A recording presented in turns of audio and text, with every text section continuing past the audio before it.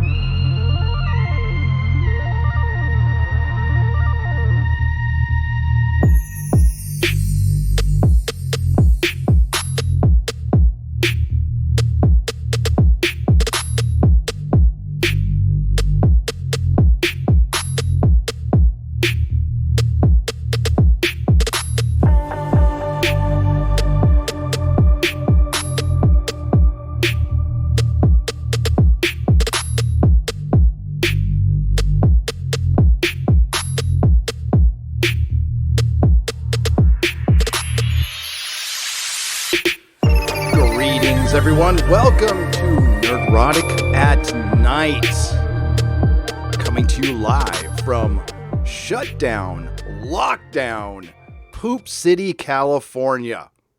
And I hope everybody is having a wonderful evening, I guess. I'm not really sure how you're feeling, but the key is, in the great words of Sir Douglas Adams, it should be Sir Douglas Adams, don't panic. Don't panic.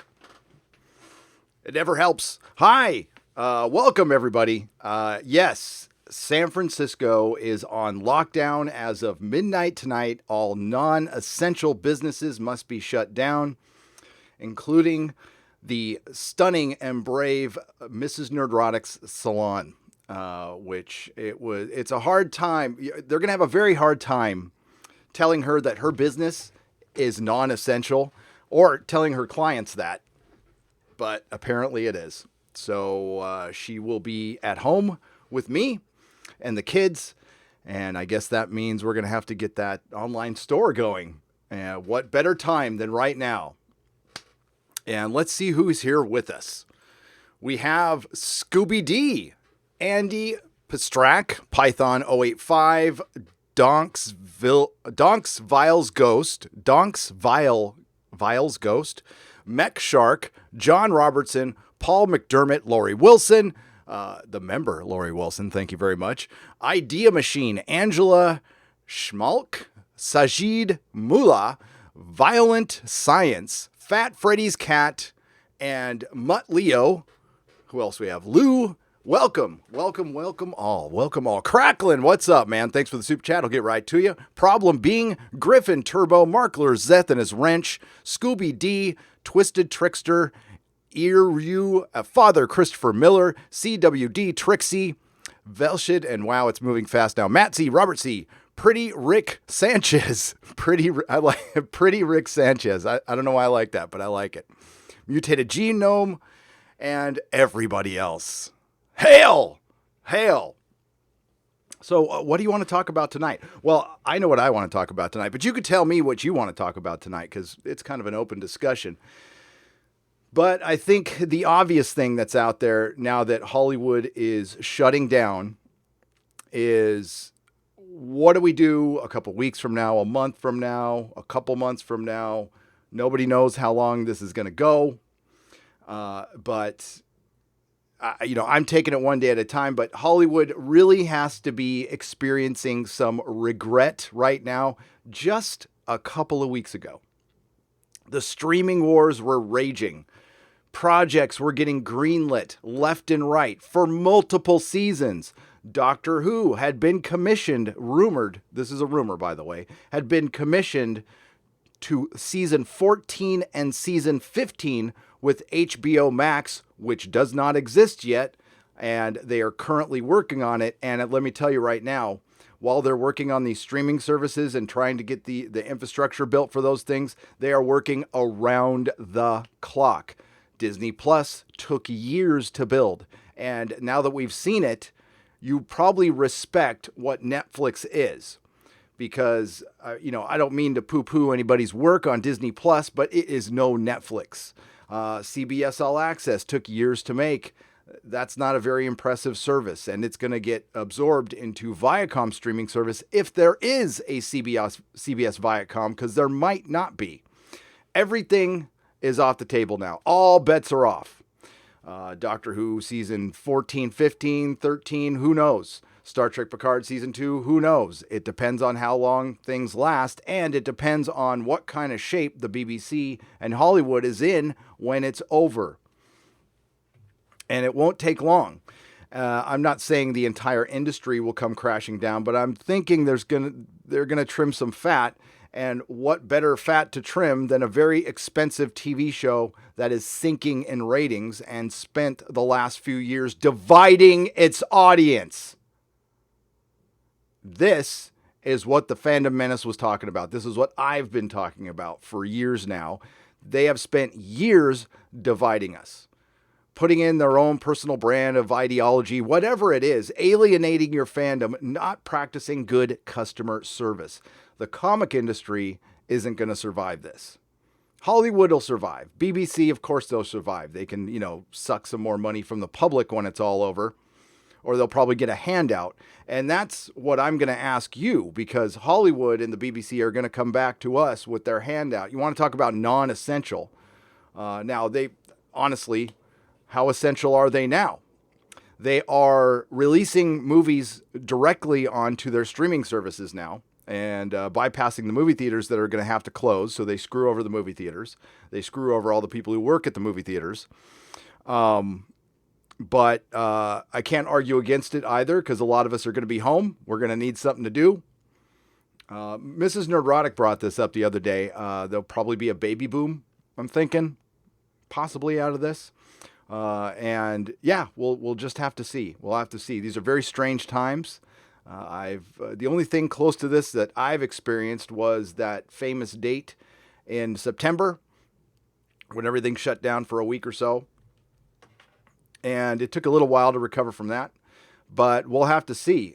My main concern is my family, of course, and hopefully you guys are okay, because I don't want to alienate you. I want you guys to be okay. As far as San Francisco is concerned, I went out today to the gym for the last time for weeks, which sucks. I mean, that is part of my habit every day. I go to the gym, clears my mind, so I'm going to have to adjust, probably go walk around the lake. I guess we're allowed to go on hikes alone, but we're not supposed to gather in any way, shape, or form. Pharmacies are going to remain open, grocery stores, banks, those are essential businesses. Hospitals, of course. The hospitals are completely on lockdown. A friend of ours is about to have a baby, and she's a little freaked out right now. But she just went to the hospital to get a checkup. They wouldn't even let her husband in the building. He cannot come in until the labor is happening. So that's how serious they are about these things. There's plenty of entertainment. I think we, all of us, have access to YouTube, which is free. And I'm sure there'll be a lot of live streaming. I will be live streaming as much as humanly possible and providing videos for you. I'm going to try to make you laugh as much as possible. I have a video coming out tomorrow. I don't know if it'll make you laugh or not, but I'm going to try. And let me entertain you. I guess that's the thing. So, yeah, it's weird. It's weird. Melissa's doing okay. She's a little bummed that her salon is shut down. But Melissa, she treats her clients with respect. Her clients love her. So they're going to come back when this is all over. Hollywood, the BBC, I hope they're doing a lot of thinking right now. I doubt it, but I hope they're doing a lot of thinking right now. Right up until the minute when everything shut down, they were going about their merry way, dividing, beyond fandom, dividing the general public, And I can't honestly say if it's good information or bad information. And as far as the information goes, I don't know what's good or bad. I'll echo the sentiments of my good friend Jeremy from Geeks and Gamers. That nobody has all the answers. Trust your instincts at this point. I don't know. But when it comes to entertainment, which is what I cover, entertainment and pop culture, there's part of me, and I want to be honest about this, there's part of me that is very sad for a lot of people in Hollywood. There's a lot of collateral damage here. There's a lot of people who work script doctors, script supervisors, key grips, special effects people, people in metadata, a lot of people in post-production, the people who cut trailers, innocent parties in all this. They just went to Hollywood to follow their passion, do something they love, and they wanted no part of this divisive nature that has been coming from Hollywood, this, the partisanism that's been going on. They're going to suffer. They're the ones who are going to suffer. They're going to lose their jobs. And the fat cats who make all these decisions and the top A-list actors who are out there popping off, not everybody, hashtag not all, but the ones that were, they're going to be just fine. They're going to be just fine. And they're going to come back, maybe with some humility, maybe not, I don't know. But part of me, it doesn't feel sorry for them. I do feel sorry for the innocent parties in this, and I don't want to make it sound like I'm wishing them any ill, and I don't want them to lose their jobs. We just wanted Hollywood to represent all of us under the guise of inclusivity and diversity. They were truly dividing us. They were being racist. They were being sexist. They're the ones who they were projecting, for lack of a better term, everything on the fandom that they were truly feeling. And they showed their true colors through all this. And part of what we were saying is stop. Just stop. Nobody's asking you to change your politics. Nobody's asking you to change your ways. Just be a little nicer in public. Be a little more respectful. Don't be so sensitive to the trolls. Ignore them. And don't conflate the trolls with your fandom, which often happens, and the access media is the most guilty of this. They are the guilty party in all of this. They are the ones who've been fanning the flames, gaslighting the fandom by using a couple of anonymous tweets. Who knows who these tweets were from anyway? Do you think it's beyond the realm of possibility that somebody wanted to build a narrative and they went out on Twitter and they couldn't find that narrative, so they created that narrative? I'm just saying it's a possibility. I'm not saying that's what happened. I'm sure some of these evil tweets were genuine, but the vast majority of any interaction that any actor has, unless they pop off, is probably pretty positive, or somebody giving constructive criticism. Yeah, people can be salty on the internet. It's the internet. You're supposed to be a professional representing $1 billion company, by the way. And the $1 billion companies didn't do anything about their employees. And the $1 billion companies signed off on this. And now the $1 billion companies are going to pay the price. And hopefully, with some of these companies, hopefully the taxpayers aren't going to pay the price, because I am not down for any kind of bailouts for anything non-essential.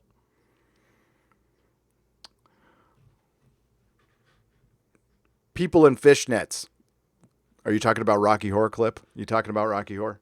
First thing I wanted to bring up is this is bad news. Now, we give Batwoman a lot of shit around here because it's a terrible TV show. It's awful. The scripts are awful. Well, there's no scripts. Their concept was we want to put we want to have a gay lead on a TV show, and that's exactly how much thought was put into it. After that, it was, okay, let's break for lunch.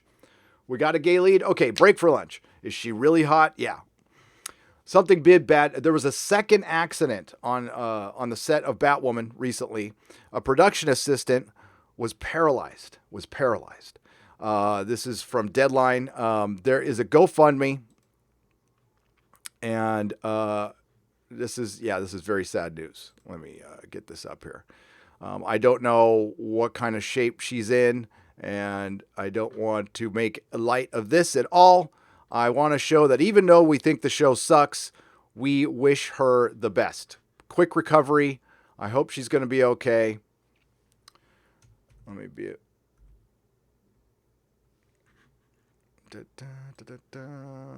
Okay, here we go.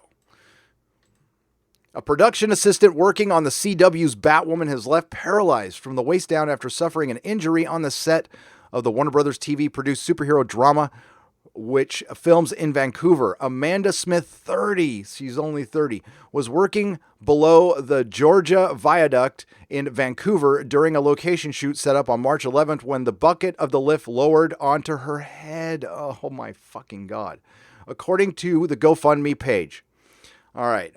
Yeah, and I don't mean to drag everyone down, but again, I want to call attention to her GoFundMe page. Okay, so hey, I know times are tough and everything. Again, I just want to show in the spirit of goodwill. I do not like this show, but this poor woman, I will put the link in the description. And I wish her a very, very speedy recovery. Let me find, there we go. Oh boy. Now I just blew it. Hang on a second. There we go. There is the link. And we wish Amanda Smith a speedy recovery. That's the second accident that Batwoman has had on the set. We know Ruby Rose actually got injured herself during this. So take it easy over there, guys. It's just make believe. Okay. So we wish her a speedy recovery. She underwent surgery, and we wish her all the best. Truly. Right. We're back. I wanted to pop that in there. I saw that while I was looking for closures. There's so many, everything's shutting down. I mean, we're getting announcement after announcement. So we can just say pretty much Hollywood is closed at this point. Landmark theaters have shut down. Hey, good news. The Fall of Skywalker is on Disney Plus. If you want to watch The Fall of Skywalker, you can watch it right now. It dropped on Disney Plus a couple of days ago. And what did this just... Here's a result from search. Oh my God. I wasn't asking you anything. Universal breaks theatrical window will make some current pictures available on VOD. Which looks like it's going to be The Invisible Man, The Hunt, and Focus features Emma. I might actually watch The Hunt. I might actually watch that. I don't know. What's their VOD, though? Is the Peacock network up yet? I didn't even know it was up. Yeah, it's just everything. So Landmark shut down.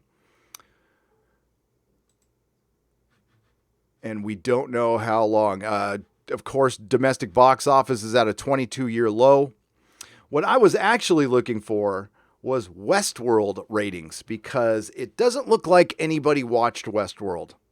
And why am I not surprised? Again, would it kill Hollywood to make something that's fun, that's not dark, that's not filled with nihilism and a bleak dystopia? And their whole attitude has been regrettable. Very regrettable. Now, we have plenty of old TV to enjoy. Doomcock and I were talking about it last night. Farscape's a fun show. You can fire that up. Early Doctor Who, of course. Early Star Trek. Old Twilight Zones. The X-Files. Buffy. Angel. If you want some newer stuff, rewatch The Witcher. The Umbrella Academy. There's good stuff out there. It does exist. But, yeah. I don't know. I'd rather talk to you guys. This is all bad news. This is just all really bad news. But yeah, let's get to you guys. And as far as Doctor Who is concerned, I spoke with my friend today, and layoffs are coming.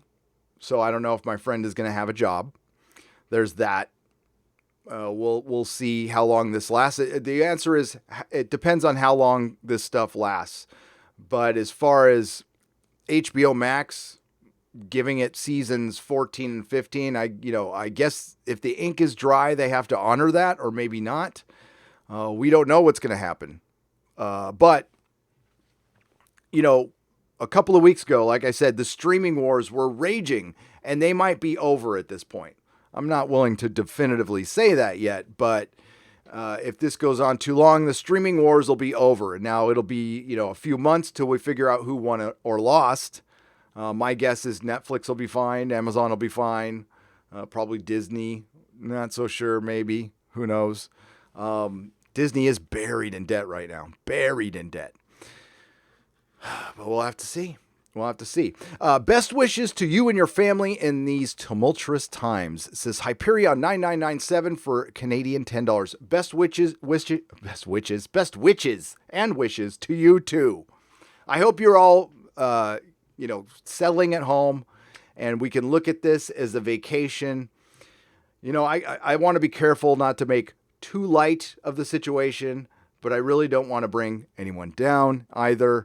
Right now, as it stands, everything is fine. I walked around in public in San Francisco. There was a couple people with masks on. Target, props to Target for being completely stocked with everything, including toilet paper. Yes, there was toilet paper. There was coffee. There was food. I don't know if they just loaded it up today, but it was there. I don't know if it's there now. But that was the one right next to the school. Most of the kids have gone home. We're right around spring break anyway, so a lot of this stuff was going to shut down anyway. And that's the philosophy at my kid's school. He was about to go on spring break, so they just gave him an extended spring break.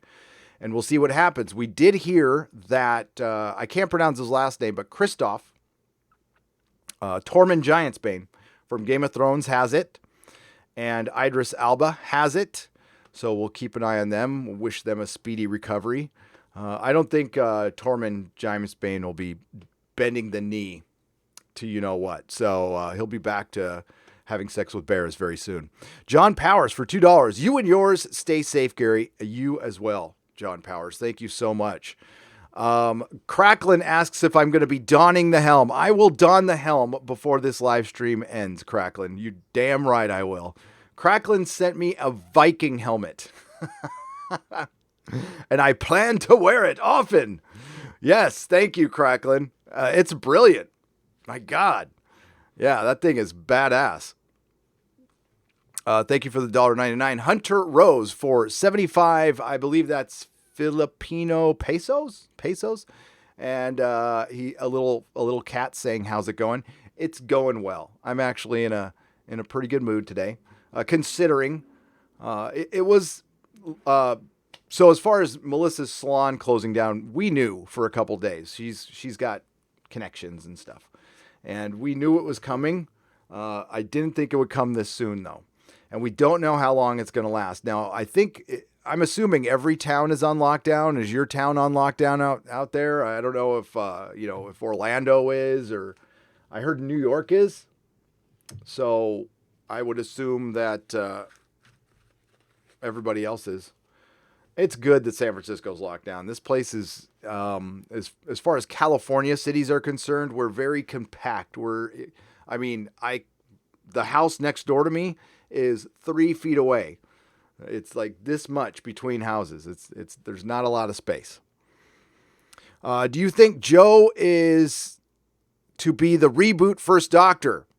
Problem being for $1.99, no. Well, they've come out and denied it. And I saw an article today that fans were demanding that she do Big Finish.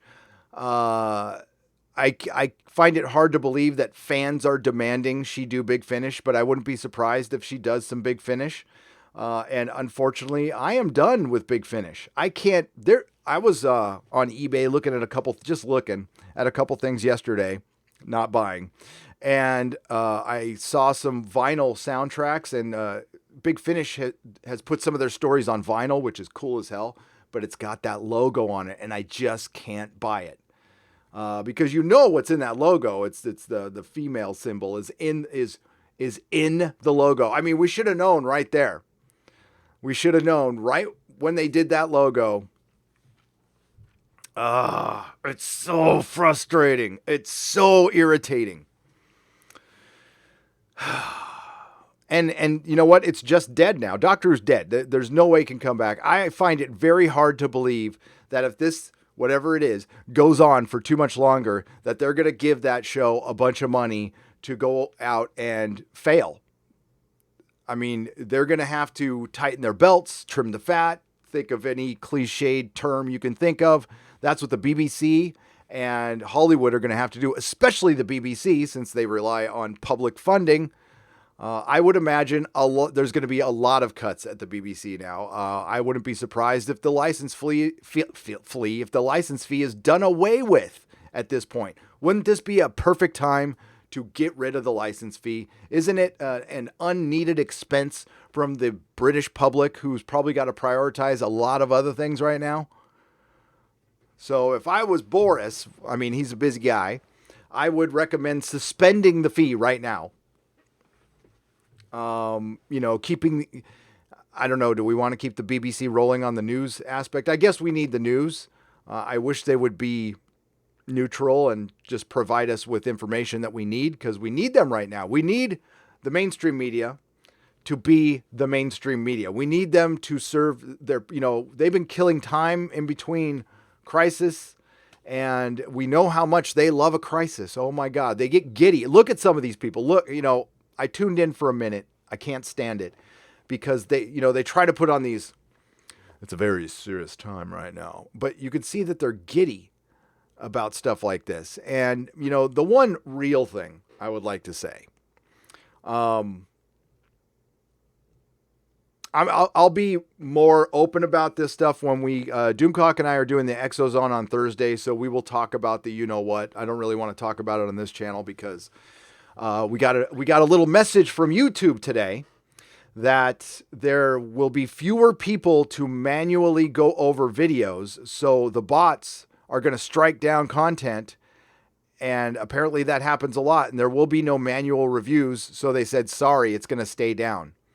So we're on our own. So we need to be very, very careful on YouTube over the next week, because if it gets struck down and we get a strike and there's no way to fight it and there's nobody manually there. So unsolicited advice to YouTubers, be very careful with the copyrighted stuff. And because it could end a channel.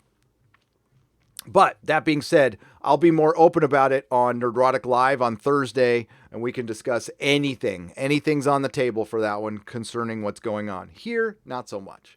But I do want to say that, again, I'll repeat that I will not be contributing to any fear porn BS. Be concerned, be aware, keep your head in a swivel. All right, keep your head in the swivel. But I'm not gonna, I'll use I statements, because I assume that you guys are smart, responsible adults. So I'll use I statements. I will not pass any bad information, or any questionable information, or any information unless I know it's a fact. I'm probably going to keep it off my Twitter or my Facebook completely. That's not the purpose I serve. I am not a news agency. If something happens here that's worth, telling you guys about, I will, but otherwise, entertainment. That's all it's going to be. But I have thoughts on all of this, and I will talk about them. Doomcock and I will both talk about them on the Exozone. That's what that show's for. That's why we have it. So, but I've got things to say. But as far as Doctor Who is concerned, I think it's done. I think they will, I will go out on a limb and say if this goes on too long, they will cancel Doctor Who. And a lot of other things. I'm really not happy that it got canceled because of this. That's not, I don't want anybody to lose their job. I hope they all get jobs somewhere else. But this is the consequences. This is why it's in the title. Even if you presented a bad series of television or a bad episode of television, that's one thing. But when you deliberately go out to agitate and divide, these are the consequences you're going to pay. And you have to, one of my philosophies in life is shit can always go down at any minute. We never know. There is no such thing as a safe space. We're never truly safe. I mean, what separates us from the outside? Some glass and some wood. But I mean, generally, I am fortunate enough that I was born in a pretty great country. And when I was walking around today and they're putting the city on lockdown, people were smiling. I went to the bank, said hi to the guys, wished them, I wished them well, told them to be safe, and they smiled, and that was it. Everybody was being courteous, and we were just going about our day. It wasn't mass chaos. We weren't fighting over toilet paper. We were just chilling. No, I didn't even see any road rage today. Not a single bit of it. So I'm not saying it doesn't exist out there, but for the most part, I think people are being calm and cool and collect, and that's good. That's a good thing. Hey, Gary, I actually got a notification for this live stream for the first time. Whoa. Son of the Wolf for $12. Thank you. First, glad I could catch you live. You're an absolute champ. Oh, well, thanks. You're a champ too, son of a wolf. Yeah, the notifications haven't been going out lately. I know this because Mrs. Nerdrotic didn't get one the other day. RJ the Good for 2 Canadian pesos. Gary, do you think the Orville will be affected? Yes, it will be effective. It will be affected. I would go as far as I would imagine it probably will get delayed. I don't know this for a fact. This is just my speculation, but I don't know if they were still shooting. They were shooting a month ago when I went and did the set visit. So I would imagine, just like all the other shows, everything's going to get delayed. Absolutely everything. Doctor Who's going to get delayed. If it's still around, season 13 is going to get delayed. And I wouldn't be surprised if it's the last season, like I said. They were supposed to go into production later this year, but since everything else is being pushed back, that's going to push Doctor Who back. So I wouldn't look for any new Doctor Who for a year and a half, maybe 2, which, I mean, then it's really dead. It's really, really dead. Orville, I don't know how much was in the can, but I imagine it will be affected. Will Star Trek Discovery be affected? I imagine so. It's in post-production right now, I believe. They just wrapped filming in February, meaning they're in post. They sent all those people home. Some people can work from home. That's possible. But I don't know if you can do like full-on effects at home. You can do a little stuff, metadata and stuff like that. But and Star Trek Picard season 2 will get delayed. Kapla, my man, nothing against you or the Phantom Menace, but I'm tired of hearing, why don't they understand? Hollywood fully understands. They just simply don't care. The Price is Right review for $5. Most of them don't care. I would say it's 50-50 on that one. I think there's a large portion of them who don't care. And I think there's another portion who, what we say, okay, and we're parsing words here. I kind of agree with you. But this is what they don't understand, Price is Right review. What we're in right now is what they don't understand. This is what we were warning them about. Not that we knew this kind of a crisis was going to come down, but an economic downturn, just sentiment changing in the general public because trends shift. This is what we were warning them about. You're burning up goodwill, and you are not always going to be on the top. Genre is not going to always be on the top. Woke politics is not going to be on the top, at the top. Shit changes. Now something changed very quickly, like in the bat of an eye. And this is what they don't understand. No, I know they don't care, but they do now. They do now. Believe me, they're thinking about it. They're going, they're crunching numbers, and they were able to get away with what they were able to get away with before because there was a cushion. There was a big cushion, a big fat monetary cushion that they were arrogantly lounging their asses on, and that cushion is gone. So that's what they didn't understand, and that they're going to understand today. Will they care? Well, you know what? Somebody's livelihood gets threatened, and people tend to wake up. People tend to wake up, and it's going to be too late for a lot of them. And you know what? Again, the little guy gets screwed. And that's why, I never wanted to cancel any of this stuff. I don't want, I want them to make a show for everyone when it's something like Doctor Who, when it's something like Star Wars, when it's something like Star Trek. And I'm being specific to franchises that are supposed to be for everyone. Again, I'll repeat, you can make a Knives Out or some political thriller or The Hunt. Go ahead. I could care less. Do your own little political thing in your own independent film. Rock on. But keep it out of Star Trek. Keep it out of Star Wars. Keep it out of Doctor Who. Keep it out of Marvel Comics. Keep it out of DC Comics. Jeremy for $2 went to the store. They're out of tater tots. Oh, well, of course there's going to be a run on tater tots. I mean, people are going to be home. They want to have their tots. This is America, Jeremy. My God. I'm almost sorry that I made that avatar, but then again, I'm not. Yes. Thank you, Jeremy. But yeah, Price is Right review. I would completely agree with you up until 3 days ago. But again, I repeat, it's what they don't understand was that shit changes. And, again, a lot of the people in the access media, a lot of these actors, they're younger, so they haven't lived through many cycles. And now we're going through one that's sped up, that, unfortunately, this was the quintessential act of God, whether you believe in him or not, the act of nature or something else. I don't know. Hey, Gary, when did you want me back on to talk Who? I've got a lot to say. Legend of the Traveling TARDIS radio show. Thanks. Christian, yeah, I got your messages. I've just been very busy, my man. I'll let you know. Thank you for the $5. I appreciate it. Yeah, and check out the Legend of the Traveling TARDIS radio show. It's kind of a day-by-day thing right now, Christian. Anything I have planned is kind of off the table, and I'm restructuring the channel, both channels. I've got a few things I've got to get to first before I get a big old planned thing. But yeah, maybe soon. Corey S. for $10. Could you give us recommendations or a list of movies to watch over the coming weeks?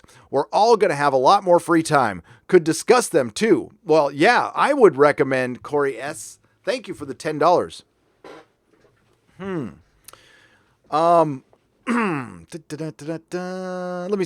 me see. I might have a list that I can pull up for you guys.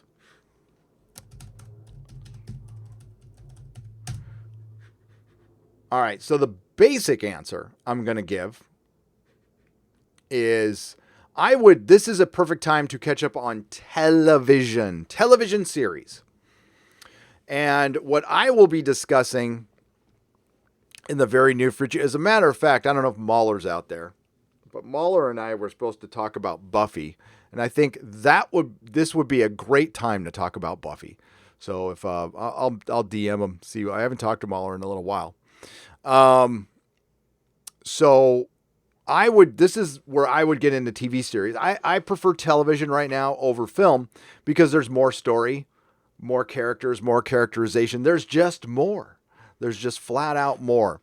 I don't want to talk about the MCU. I don't know. I'm kind of done with the MCU. I will be on Nerdrotic Live. I'm going to cover A Song of Ice and Fire chapters. Oh, I guess I might as well announce that. I mentioned I was going to announce that on Twitter. So I will be reviewing A Song of Ice and Fire in order, each chapter. It'll be 2 or 3 a day, maybe. And it's all going to be on Nerdrotic Live. They're going to be short little bite-size reviews of each chapter. What I do is I'm going to record them on Patreon. If anybody who's one of my patrons wants to join me, just email me at gary@nerdrotic.com. Just make sure you know you're A Song of Ice and Fire. I know Sporking News Podcast knows his Song of Ice and Fire. That'd be cool. And we'll start with the prologue of Game of Thrones. And I'm also going to be covering Doctor Who episodes. So I've got that big closet of pretty much every Doctor Who episode, every one you can get. Let's see. That is a closet full of Doctor Who right there. I will be hitting that hard, and I'll be doing the same thing. Now I got to get my camera right again. Sorry. I'm going to be doing the same thing with Doctor Who episodes because I generally watch one every day, and I'm just going to do a quick review of those. I just reviewed Westworld. It was boring and semi-woke, and honestly, the reaction on YouTube was unbelievably bad. Like unbelievably bad. Like nobody watched it. Nobody cared. At least on YouTube. It was kind of shocking, like how little interest there was in that show. And quite frankly, it was boring. It looks like they got the criticism in their head and they went completely linear. And it was, yeah, and it's more of the same. You just, all the women are stoic and godlike and, powerful, and we were just waiting for them to win. That's all this is. And that's all Star Trek Picard is. And that's all Star Trek Discovery is. We're just waiting for the women to win because they don't write them with any complexity, because the men are afraid to write them with any complexity, because complexity usually means vulnerability. And you can't write women anymore with any kind of vulnerability because that's patriarchal. And it makes for wooden characters. Michael Burnham is the most wooden character. I like how that hair flips out. Most wooden character there is. Right next to Ray, right next to Soji and Daj, right next to Dolores, who was a good character in season 1. At this point, I just pretend season 1 is the only season that exists. And the more I read and the more I look into Westworld, that's the only one they really planned for, and they didn't have a plan beyond that. And when they reworked that plan, they completely screwed it up. Plus, because it was a success, JJ started meddling. And man, anytime, because apparently he wasn't that involved in season 1. He was just an EP. His name was on it, and it was pretty much run by Nolan. But then it got successful, so he wanted to get his little fingers involved in it. I don't know how much involvement. I'm not sure. And then it went to hell. Big surprise? Not really. Not really. But Westworld's not even worth talking about it. I mean, I think it's dead. I was waiting to see the ratings. I didn't see any ratings. I don't know what the ratings were at all. But what I would recommend to watch, I got to think about that. I got to work on this a little bit. Let me show you. Because I just started it.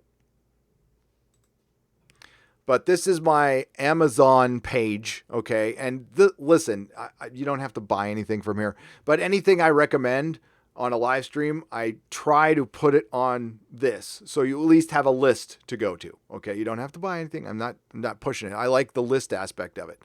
So we've got, of course, there's Alita. We can always talk about Alita. I like Tank Girl.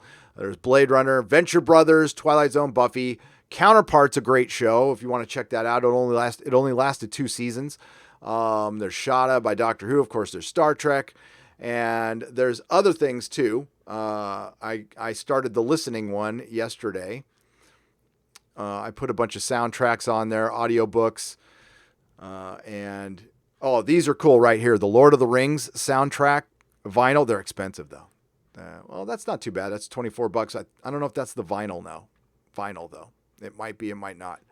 Then the recommended reading, of course. There is, I just started that. I'm on Berserk right now. I'm liking Berserk. It's pretty crazy. And there's that. All you have to do is search Nerdrotic or Nerdrotic Amazon, and that'll pop up. But I'll put some more thought into that so I can have, you know what? I'll put my recommended list on Twitter. I'll work on that tonight and put it on Twitter. How's that sound? Thank you, Corey S.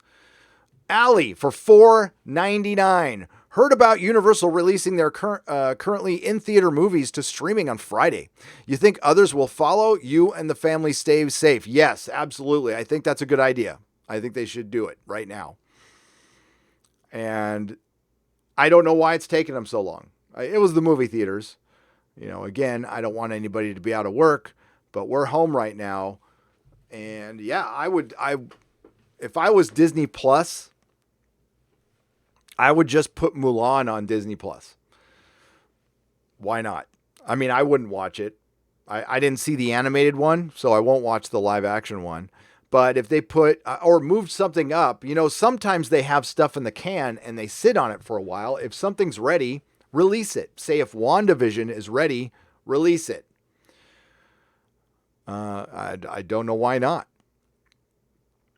But yeah, I think that's nothing but a good thing if they release stuff early. Thanks. I can only level Warcraft tunes for so long. Oh, Marcos Cato, you are so welcome. Thank you for the $1.99. I'm here for you all. And what happened? It jumped on me. Oh, sorry, folks. Give me just a second. All right. 52 movies a year for $9.99. If Hollywood had made the content the way it should have been made, they would have helped us through our hard times, and then we would have helped them through their hard times. All goodwill is gone. Exactly. If we had a good relationship with Hollywood right now, we would care. We would support them. Now, we're going to support them out of necessity right now because we need stuff to do. Personally, I'll catch up on a lot of TV, but I've got my family here. We're going to interact. We're going to have fun. And we're also going to work on house projects around the house that we've been needed to get to for a long time.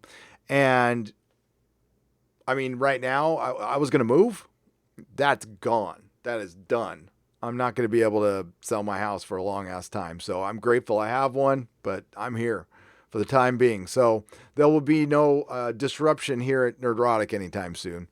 But yeah, they could have helped us through this. And listen, at least we have the old stuff. But considering what just happened to Doctor Who, how are you guys feeling about watching older Who? I have not watched an older episode yet since that happened. I've been kind of worried about it. I know Noel from TARDIS Zone talked about watching an episode and it bugged him. Now, it did bug me when I was watching Empire Strikes Back at the gym.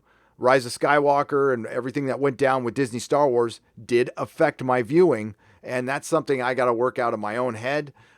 Frankly, the Star Trek stuff doesn't affect the old Star Trek stuff at all. It's so separated. Star Trek Discovery or Star Trek Picard does not affect my viewing of old Star Trek. But Doctor Who, getting into the DNA and then pissing all over it, yeah. That's why, my thumbnail is it's artistic expression. It's how I feel about Doctor Who right now. Little Jodie is just a little prize with her little butterfly wings and her happy birthday girl, because it's supposed to be so cutesy that a 40 or 35-year-old woman is in a little girl's dress. And, that's the mentality. That's the mentality. We're all a bunch of thumbsuckers to the BBC. And again, I repeat, get rid of the license, Boris. Sack it right now. Get rid of it. It's an unnecessary expense for the British public. I'm looking out for you, British public. I know it's awfully late, and there's probably not a lot of Brits here, but I love you guys. And I promise I will be there September, October. I'm going to be there. And we're going to be there for 2 weeks. 2 weeks. And the only reason we didn't come out is we didn't want to get stuck. We probably would have got stuck, and our kids are here, and I don't want to be separated from my kids for too long. That would make me crazy. So, they'd probably be fine, but because, Nerdrotic Jr. has Nerdrotic the Tall here. I have an adult son, for those of you who are new to the channel. I have 2 boys. One of them is Nerdrotic the Tall, because he's tall, and the other one is Nerdrotic Jr. One is 23, the other is 14. Gary, what's the name of your theme music? I presume it's from YouTube Music Library, but I can't find it. And Shazamming it only shows no names who plagiarized the song. What a bunch of... let me know for my iTunes metadata. Yeah, of course. John T. Levine. Oops. I got to put that on the website somewhere. The name of the song is Beam Me Up. So just search Beam Me Up. It'll come right up in the YouTube free music library. And if you can't find it, I'll send it to you. just or hit me up at Gary@nerdrotic.com. If you can't find it, I'm sure it's there, though. I know it's there. I started rewatching 80s movies. Cinema was fun and optimistic back then. Wasn't it, Grimy? For Australian $5. I hope you're doing well in Australia, my friend. Yes. Yeah, okay. So, movies. I'll spread them throughout the live stream. Big Trouble in Little China. If you want go-to 80s movies, Poltergeist, Doomcock and I talked about it last night. Big Trouble in Little China, They Live. That's 3 movies. That's half a day of just pure joy right there. One of my favorite all-time movies ever. I mean, anything by Terry Gilliam, pretty much. Anything early Gilliam. Yeah. Hang on. I just lost my train of thought there. Hang on. God dang, I hate brain farting like this.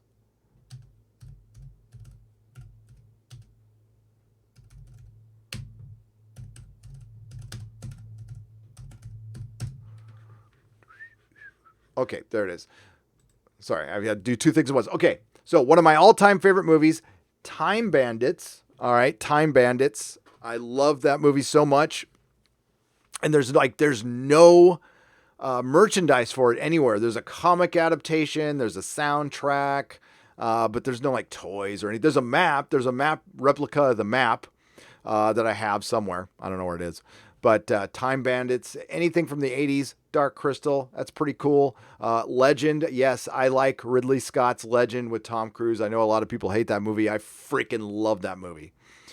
There's lots of good stuff from the 80s you can watch. George Orwell for $4.99. I wonder if Disney thinks about the billions it left on the table. I think the shareholders will. Yes, they will. Disney is fucked. They're fucked. And they fucked themselves. And I want to say, Bob Iger, you're a coward, dude. You're a straight up coward. Don't even bother running for president, because most people with a brain in their head, and I've got 4 eyes, but you have 2 eyes, can see that you saw this coming and you bailed out. And Jeremy brought this up in his video, rightly so. You want to be a good leader. This is your time to shine, buddy. You know what? You could have won the presidency if you stayed and you weathered Disney through this. You might have, I mean, I never thought he had much of a chance anyway. I doubt he'd even get out of a primary, to be honest with you. But if he would have taken Disney through this and it was still around, people would look at that and respect it. They're not going to respect this. I have no respect. I didn't have much respect for the guy to begin with. I always thought he just came in and bought shit. I think that's pretty easy to do. I think it's pretty easy to recognize that Pixar was making more money than Disney. Better buy them. Marvel that was a good deal. It was on the upswing, but it was still affordable for that kind of a company with that many characters. Unfortunately, they're going to screw that up too. And as time goes on, you're going to see all Disney does is buy stuff and screw it up. You succeed for a while. And I'm sure they're hanging their hat on the MCU right now. They had little to nothing to do with the MCU. The MCU was started by people who were passionate about the project. They had Kevin Feige, but they also had Edgar Wright was involved, Jon Favreau, Joss Whedon, and there was like a little cabal of comic fans who helped build this from the ground up. And they had comic people involved. And yes, Ike Perlmutter, who everybody demonizes, he helped start this with Kevin Feige and Paramount. And they got it through that first phase. Disney didn't take over until after Avengers. I believe Kevin Feige fully took over the MCU around Civil War. And honestly, I'd say it's been hit or miss since then. Their peak year was Guardians of the Galaxy and Winter Soldier. Both came out in the same year. The 2 best movies. Avengers being another one of the best movies. And it's on a decline at this point because they decided to fill it full of woke politics. And I don't care about the inclusivity and diversity. The Marvel Universe is inclusive and diverse. And if I'm sure people don't think so, but those are mostly Google fans. The fans who haven't actually read the comic books. They've been diverse for years. And that one gets old. But yeah, they're in trouble. And I'm reminded, Geeky Candy told me the story, and just get, I don't know, sorry for the repeated information, but she was telling the story that they had this big board meeting at Disney, and they spent half the meeting, half the day on diversity. And I got to ask again, how much did you spend on crisis management? On potential crisis? Probably none. I'm guessing none. So now we know why Bob Iger looked like he was about to cry during that press conference with Bob Chapek, because he knew his presidential aspirations were flying out the window because he was a coward. And honestly, I'm always suspicious of somebody who, if you look at Bob Iger's appearance, his outward appearance, every time he goes out in public, there isn't a hair out of place. Everything is creased and ironed. And like, this is the kind of guy who would crease his jeans. You know what I'm saying? Crease his jeans. No, that's the kind of person I just don't trust naturally. Sorry, I just don't. And yeah, I think he had a little come to Jesus moment and realized that he doesn't have it to run this country. He could run a big corporation that practically runs itself. I'm sure he's a good micromanager and manager, and that's what probably makes him a good CEO. He could say yes or no and drink a cup of coffee with the best of them and schmooze and bullshit with some big wigs. That's part of the job. But Disney, is God, there's millions of divisions with millions of department heads, not millions, thousands, hundreds. It runs itself largely, and that he's a good figurehead, and he's a coward. So Bob Chapek is there to God, what did Lady Gravemaster said yesterday that she heard that he might be gone? That would be so bad for Disney if they went through another CEO during this. It's over. That's over. They cannot do that. Bob's got to stick it out, man. Bob 2.0's got to stick it out. Yeah, Disney's in trouble, George. And you know what? They have themselves to blame. I'm not saying this would have been great for them anyway, but I'm betting Hollywood, the BBC, Disney, CBS are all regretting they burned through so much capital and goodwill. Matt G sends a unicorn. That's left over from last night. And that's because the unicorn, it's a phallic symbol. It's a phallic symbol. Thank you, Matt G, for the rainbow phallic symbol at $4.99. I appreciate it. A new member, Greg Hudson. Welcome to the proto-molecule level. Thank you, my friend. I appreciate it. Look at that smiling face right there. You look familiar, Greg. You look like a dude I used to know, but his name wasn't Greg. His name was not Greg. His name was Josh. Lunar Wolf for $5. Rewatching Buffy to stay indoors. Thanks for reminding me about it. Takes me back to high school days. LOL. Used to crush hard on Sarah Michelle Gellar. Hail, Gary. Sarah Michelle Gellar was, she's a very beautiful young lady. And she still is. And we love Buffy. We do. Yeah, it might not be a bad time to rewatch Buffy. See, what you do is you rewatch it. There's a couple places online you can go and find the order to watch Buffy and Angel.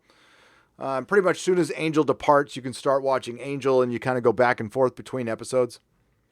It's kind of like what you do with the Song of Ice and Fire, because Dance with Dragons and A Feast for Crows were one book split into two. So there's the boiled leather version of that book, or there's the Feast. What is it? A Feast for Dragons? A Feast for Dragons list as well. It's the end of the world as we know it. And it says hashtag SFH.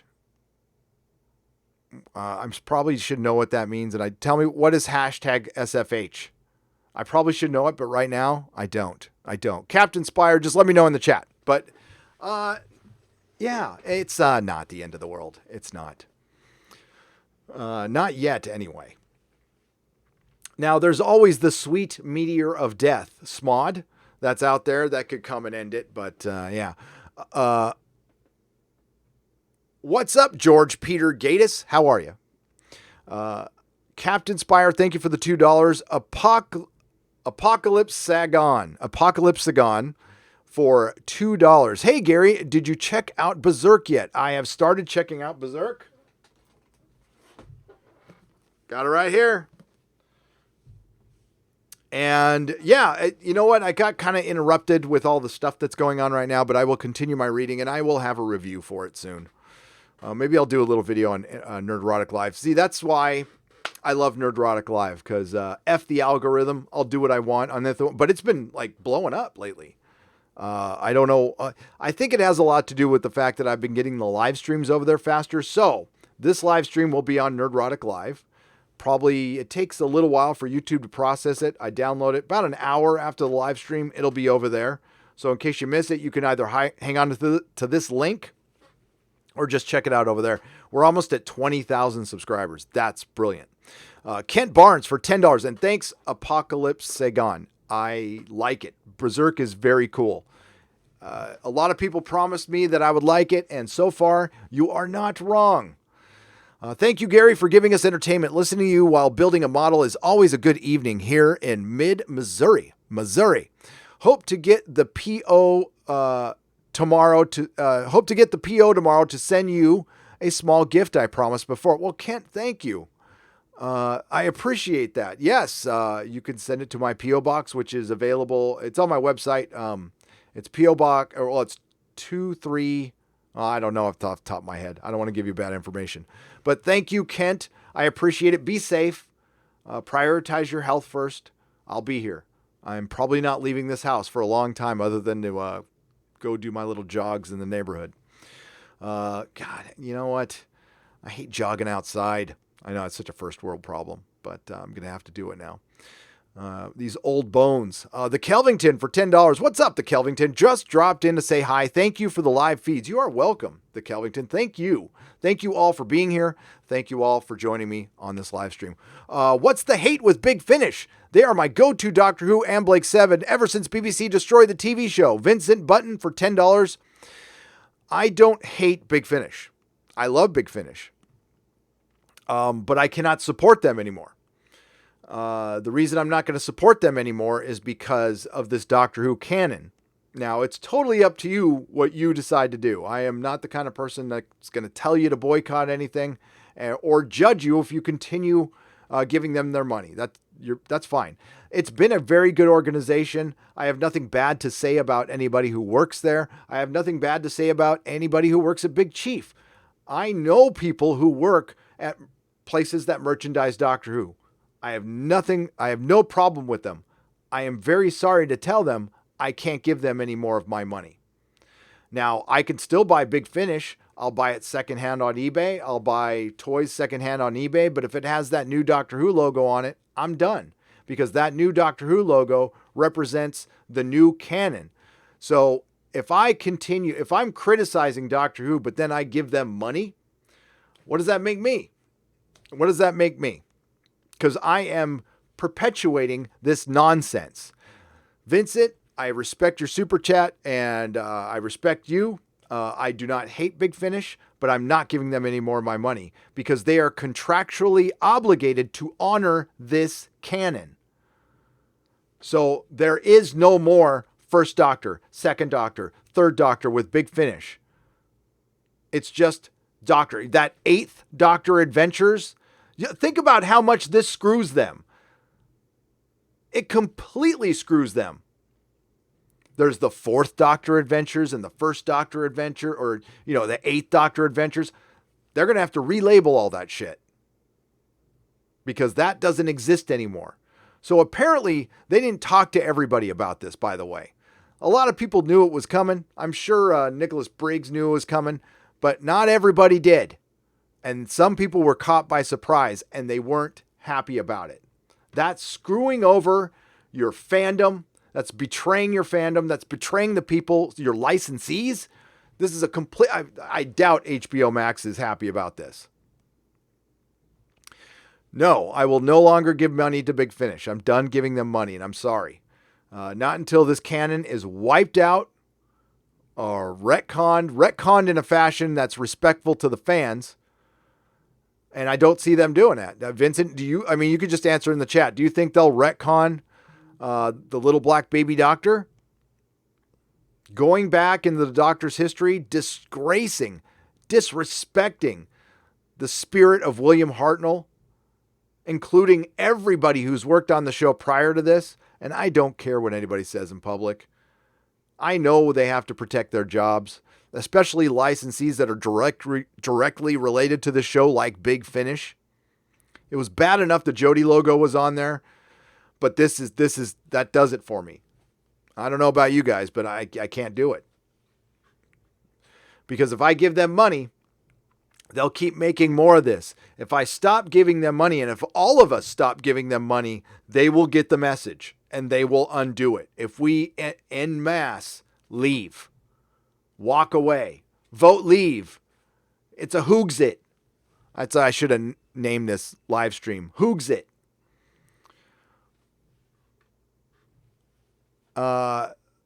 Saldrin, TJ for $10. Watching Nerdrotic, Lord of the Rings, and the original Star Trek and playing my MMORPG is my game plan. Hell yeah.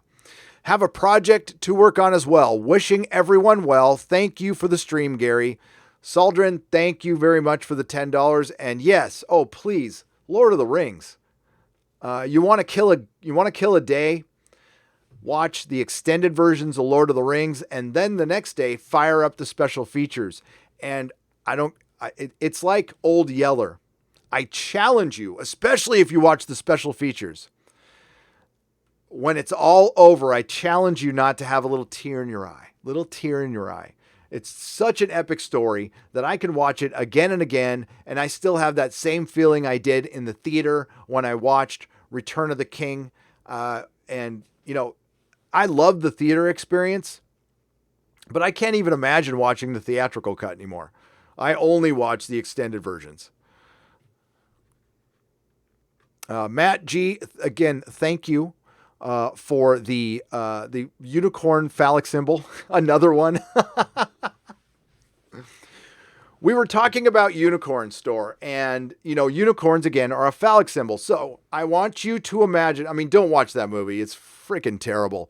But if you do watch that movie, just think of the unicorn as a giant phallic symbol, and it really changes your perspective of the whole film, because it's all about the D. Price is Right review for $5. To clarify, I was referring to the politics and franchises. I generally agree that the beer bug just amplified their failure, and they are now waking up.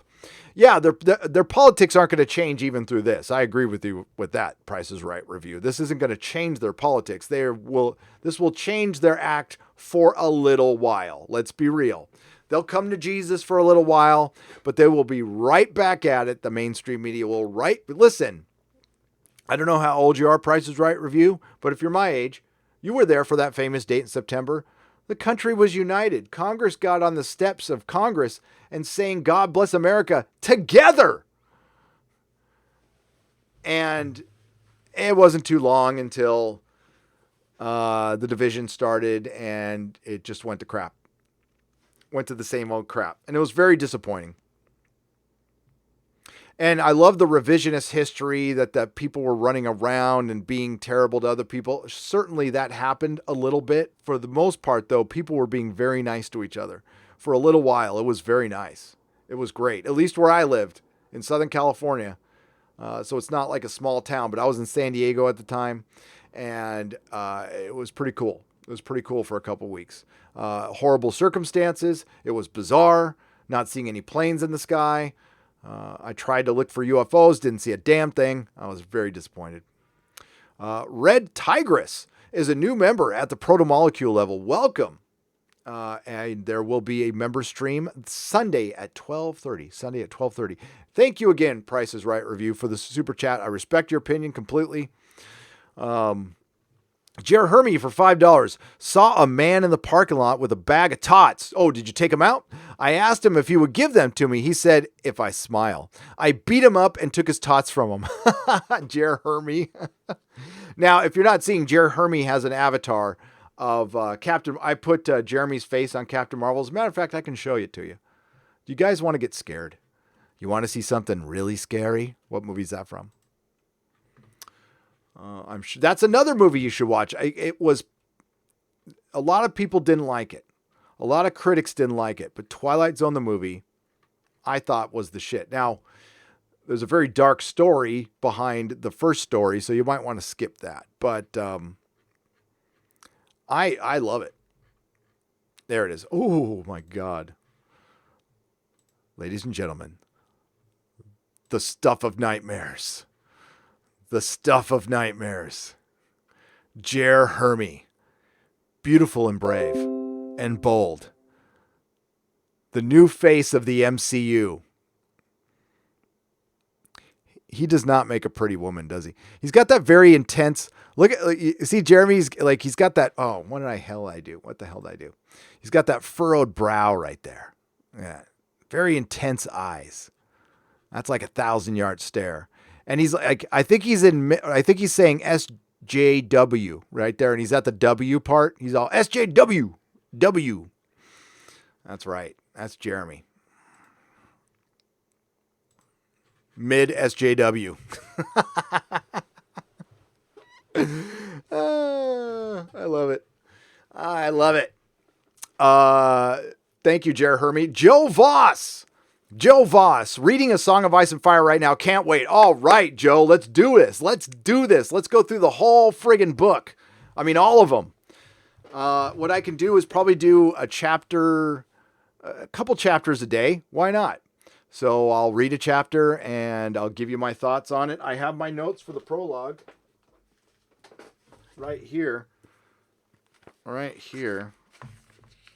Oh my God. You know what I found? I was going through some old stuff and I found my original treatment for the comic book. I did a couple comic books. For a comic book I did, which you'll never see. It'll never see the light of day. No GoFundMe's for me. No, thanks. No. By the way, there will be a store, though. There will be a store. It's going to be my version of Mug Club, and Mrs. Nerdrotic will be working on that, and I'll talk about that in a second. But I did a comic book called Dark Legion. It's a story I've been thinking up in my head since I was a little kid. It changed like a million times. What was the original inspiration was...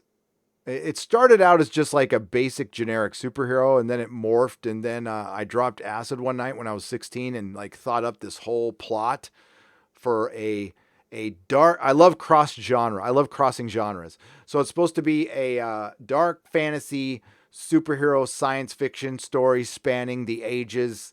It's way beyond any my ability to write, to be honest with you. And it might be a horrible concept, and maybe someday I'll read it to you, or maybe later in the live stream, I'll read you what the beginning of the whole story is going to be. But essentially, it was supposed to be, so superhero, horror, dark fantasy, and the superheroes are all based on, well, one of them is based on a universal monster, but it's supposed to be based on traditional spooky monsters. So like Frankenstein, a ghost, and a witch. And so one of the superheroes is Opal, and she's a witch. Her ability to speak any incantations or spells was removed because they removed her vocal cords because patriarchy. I was way ahead of my time back then. Oh, speaking of ahead of my time, one of my characters was gay. Yeah, that's right. But that's because he was a sailor. So I was being kind of stereotypical. This is freaking 80s. Give me a break. But he's called Mist, and he was part of the Philadelphia experiment, and he got caught up in that, so he's trapped in between two dimensions. So when he forms, it feels like a mist. It's not really a mist, but it feels like it.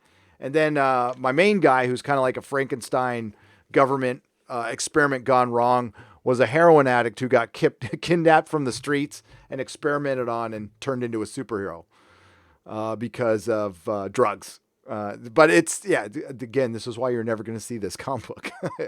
It's no Cyberfrog, okay? It's no Cyberfrog, for sure. Don't forget your Blake 7. You won't regret it. Problem being, you're right. I won't regret it, and I'm going to watch that. Should I get into the old Big Finish Blake 7 stuff too? Because I found a collection on eBay That's affordable. I'm kind of watching it right now. Like, I guess we all should. Yeah. I got it. I got to hang it on the wall. I got an old bird of prey. Well, not old, but I got a bird of prey, the diamond direct bird of prey that it's going to hang in that blank spot above my head. There's a blank spot that's bugging the crap out of me on my ceiling. It's right next to the TARDIS right there, that blank spot. I can't take my eyes off it. So I'm going to put a ship right there, and it's going to be an original bird of prey. But that's probably my last eBay purchase. Mrs. Nerdrotic was like, what the fuck is that? I'm all, before everything went down. Yeah. All right. Problem being, thank you again. Reed Polentia. Am I saying that right? Polantia? Thank you, Reed, for Australian $10. There can be no deep disappointment where there is no deep love. Oh, wait, let me repeat that because it's Martin Luther King's quote, so I don't want to screw it up. There can be no deep disappointment when there is not deep love. Martin Luther King Jr. Well said, Reed, and well said to the great Dr. Martin Luther King Jr. Is it any wonder there is so much backlash on social media? Like your videos? No, absolutely not. The backlash was organic, and it was because we had no place to go. We still have no place to go.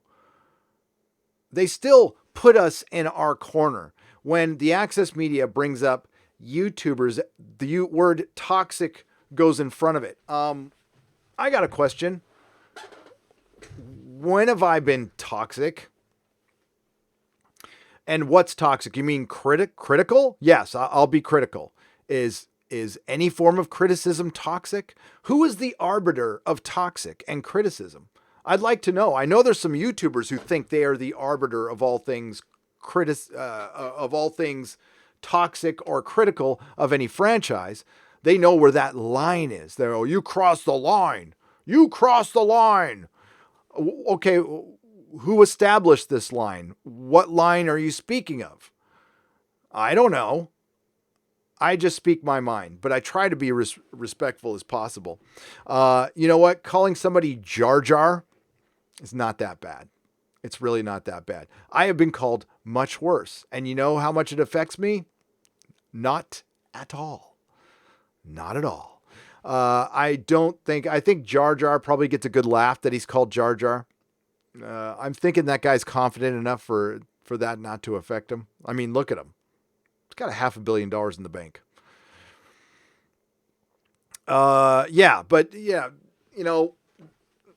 That's why it's really not a good idea to tell other YouTubers what to do. It never ends well for anybody. Anime tolerant? Try Macross Frontier. It's Gundam meets Star Trek, Ender's Game, and Top Gun. It's hard to find, but closer by than you think. Oh, some nobody. Well, thank you. Not the biggest anime fan. I don't hate it. I don't have anything against it, but I'm an American comic book fan. But yeah, listen, I'm trying manga, so maybe, yeah, I'm open-minded. I wonder what's going to happen to the Top Gun movie, because I think that's going to be the biggest movie of the year. I think if that movie stays on course and everything turns out cool, I think that movie will be a monster hit. I'm just processing this in my head. I talked about this on the Inquisition. Think Spider-Man. The timing of Spider-Man was perfect. I mean, it was a great movie, and it deserved every penny it earned. But I think it got quite a boost because it was fun and inspirational, and it came out when the country really needed it. And I think the country really needs a good, fun, inspirational movie, and maybe the Top Gun movie's it. Maybe that's it. It looks like a fun movie. Wario64i for 50 Czechoslovakian pesos. If I was Disney, I wouldn't make the main star of Mulan remake a totalitarian... this is good. I'm going to start over. Wario64i for 50 Czechoslovakian pesos. If I was Disney, I wouldn't make the main star of the Mulan remake a totalitarian pro-Chinese government biatch. but I'm not Disney. Yeah, I'm wondering how that's going to fly right now. There might be a little more to the Milan delay than you and I think, or maybe we know. Maybe you know. You're pretty smart out there. Saucy Wench. Well, hello, Saucy Wench. For welcome to the proto-molecule level. I welcome you. Thank you. John Ortiz for $2. Thanks for the donation. Doesn't have anything to say. And then Wario64I for 50 Czechoslovakian pesos follows up. I watched Trial of the Tea recently and I forgot about the Timeless Children. After less than 2 minutes, don't let crap linger on your brain. Namaste. Namaste. You're right. So we saw Trial of the Time Lord, which I love. I absolutely love Trial of the Time Lord. Christian, I did a podcast with you on that one. We talked about the Valiard, and it was with Christian from the Traveling TARDIS, and it was fun. It was a good time. Saucy Wench, she says, "Hey you" for $2. Hey you, Saucy Wench. You're our wench. I mean, not all wenches are bad. Actually, wenches are good. To be honest with you, I much prefer a wench to a princess any day. Mark DeFox for $14.99. Late night greetings from the UK, from England. You will be very welcome over here. Oh, well, why, thank you. I appreciate that. I can't wait to get there. It's been a long time. I love your country. I could live there. I could easily live there. And I usually don't like places where it rains a lot and it's dreary, although I've been in San Francisco for 18 years. I was born and raised in Southern California where it was 75 degrees pretty much my entire life. And then I move up here and it's kind of dreary, but I love the UK. I had the best time over there. My first trip over there, Mrs. Nerdrotic was teaching at Vidal Sassoon Academy. And I was by myself. So I put on a backpack and I walked around London for 2 weeks. It was freaking brilliant. I learned your tube. I was actually it was so funny. One night, it was about a week and a half into my trip. I was giving British people directions in London. It was so cool. You had to be there though. Prepper Chris 1 for $2. Do you have any bubble gum, Gray? You know what? I'm all out of bubble gum. You know what that means? I'm all out of bubble gum. Prepper Chris, I imagine you're ready. With a name like Prepper Chris, I bet you're prepared. Cody Duffin for $2. Mom, Dad, don't touch it. It's evil. And then they touched it right afterwards. But it's because it was in the microwave. And then he was an orphan and everybody lived happily ever after. Well, he went off with that was such a dark ending. And that's what I loved about it. Lady Gravemaster, there you are for $2. We'll talk Disney on EZ, but on Exozone, but it might be over by then. Well, do tell. As far as Disney is concerned, you mean Bob Chapek? He might be over by then. For sure. Thank you, Lady Gravemaster. Lejeune for 500 yen. Hey, I hope you're okay. Hey, Gary, thank you for informing me about the theme song and last time I super chatted. On another note, have you ever seen a show called Lex? I have been recommended Lex by multiple people. I think I've seen a couple of episodes. It didn't take with me, but it might be worth another try. And we all know we have plenty of time on our hands now.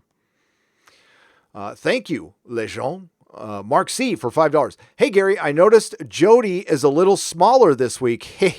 Yes, she is. You know what? No, that's because I was thinking of what you said. That's why I put her in the background, Mark. He got me. Attaboy, Mark. Crazy Cat Guy. Hey, I listen to you guys. I listen. Crazy Cat Guy for $5. Regarding watch recommendations, I dusted off my Space Above and Beyond. Yes, DVDs recently. Are you familiar with that old series? It's one of my favorites. That's very good. You can't go wrong with. See, that was made in a time when things were fun. And it doesn't need to be happy, happy, joy, joy. I'm not saying that, but Farscape is a great example of something that's fun, that still has stakes, but I've said this before. I prefer good characterization. I think if you have good characters, good actors portraying these characters that you buy into, then plot schmott. It doesn't really matter after that. Because Farscape is full of plot holes. But I don't give a shit because I like the people in it and the dialogue is excellent. I mean, look at Joss Whedon. Look at Buffy. It's filled with plot holes. But it's got brilliant characterization. So the actual plot is secondary to the journey of the characters for each episode. That's what I'm talking about. Overall, overarching journey is brilliant. Like, so, I mean, look at Buffy from beginning to end. She gets the short end of the stick in her own series. People like Xander, people like so many other characters more than Buffy. She's the best character in her own show. She absolutely is the best character in the show. Have you watched Edgar Wright's Spaced series? I have, problem being for $1.99. I love it. Absolutely love it. I love Edgar Wright. I'm a big fan. I know people were happy with Ant-Man, and Paul Rudd is great. He's who doesn't like Paul Rudd? But just think how good Ant-Man would have been if Edgar Wright would have directed it. It would have been maybe not as big of a hit initially, but it would have been one of the most remembered MCU films for decades. Edgar Wright has some of the best edited films ever. Scott Pilgrim. Okay, I'll tell you about it. Scott Pilgrim is a book I sold a lot at my comic store. It was like printing money, Scott Pilgrim. I hated Scott Pilgrim. I hated the art. I don't like that San Francisco art school style of art for the most part. So I couldn't get into the story, but I love the movie. I freaking love the movie. Too bad that book and that art represents everything that's bad in comics right now. Because there were some good things that came out of that era, but now I can't even look at them because the class of 2015 took over comics and shat all over them. And that is one industry. I mean, I'm not going to lie to you. I mean, I don't want to bring people down. I don't. But the comic industry will not survive this if it lasts too long. Now, if it's a couple weeks, sure, no problem. If this goes over a month, comic stores are finished. At this point, if I still owned a comic shop and this was going on right now, I'd buckle down, but I would be going into plan B. I would be thinking about getting out of my lease, letting my employees go, and thinking about what my next job was going to be. Because, I mean, that's reality. If it went longer than a month, most comic shops live basically the equivalent to paycheck to paycheck. The big boys and girls will be fine, but that's a precious few. That is a precious few. This thing was hanging on by a hair anyway, and it did not need this. And they have now the retailers. Some retailers were complicit. Okay. I'll tell the story. I was listening to one of EVS's stream and I heard some artist call comic shop owners gatekeepers. And at first, my first reaction was, F you, what? Screw you. We're on a budget. We're not gatekeepers. Well, we would love to carry everybody's comic. And you know what? We shouldn't carry everybody's comic. Just because your mommy told you you're the best artist doesn't mean you are. You got to earn it. It's about meritocracy. You got to go and put yourself out there and earn it. But there were some comic shop owners who went on a Facebook group who tried to deplatform some people. So they were complicit. It doesn't represent all comic shop owners. Most of them are just good people who want to sell comics. But to those people, that group that was part of the group of artists out there who have been foul to fans, who have been evil to fans, who have been arrogant to fans, the Tess Fowlers of the world, the Gail Simones of the world, the Dan Slotts of the world, the Mark Wades of the world. They did this. They did this to the comic book industry. And, the Dan Didios and the Joe Quesadas signed off on it. And we see where Dan Didio is, and we see where Joe Quesada is. They're both gone. And soon the comic industry will, but it was freaking arrogance and pride. Arrogance and pride. They couldn't admit that they might be wrong. They couldn't possibly just consider the other side for a minute. And now they won't have an industry to gatekeep anymore. And now they're going to have to go out into the free market and compete on Indiegogo and Kickstarter, and good luck with that. Because you're going to have to, you know what you're going to have to be good at? Customer service. Customer service. And not a lot of artists are, unfortunately. And Sean Gordon Murphy, just because he wants somebody to do a cover who doesn't have, who has different beliefs than everyone else, and quite frankly, you know, it doesn't matter if it's religious beliefs, basically. It's not beliefs I agree with, but I mean, that person has a right to have it, and he has a right to eat and make a cover for somebody privately. It's not for even a company. It was a private cover, and it was, I think it was like Bigfoot Bill. It was Doug TenNapel, the guy who did Earthworm Jim, wanted to do a cover for Sean Gordon Murphy, and Tess Fowler found out about it. And yeah, so the cover got canceled. And this was for a private Indiegogo project. But they threatened Sean Gordon Murphy, threatened his job at DC. And whether it doesn't even matter if you agree with TenNapel or not. That's immaterial to this. Sean Gordon Murphy, his job at DC, sorry, I said Disney, has nothing to do with his Indiegogo project. They are completely separate. What he does in his private time, he does in his private time. And I could argue that DC needs Sean Gordon Murphy more than he needs DC. So, you know, he made his decision. I would have told DC, no, I'm going to let whoever I want do a cover. And I would have done it out of principle, just out of principle. Maybe Sean Gordon Murphy didn't know about Doug TenNapel's beliefs, which, again, I don't believe in. Okay.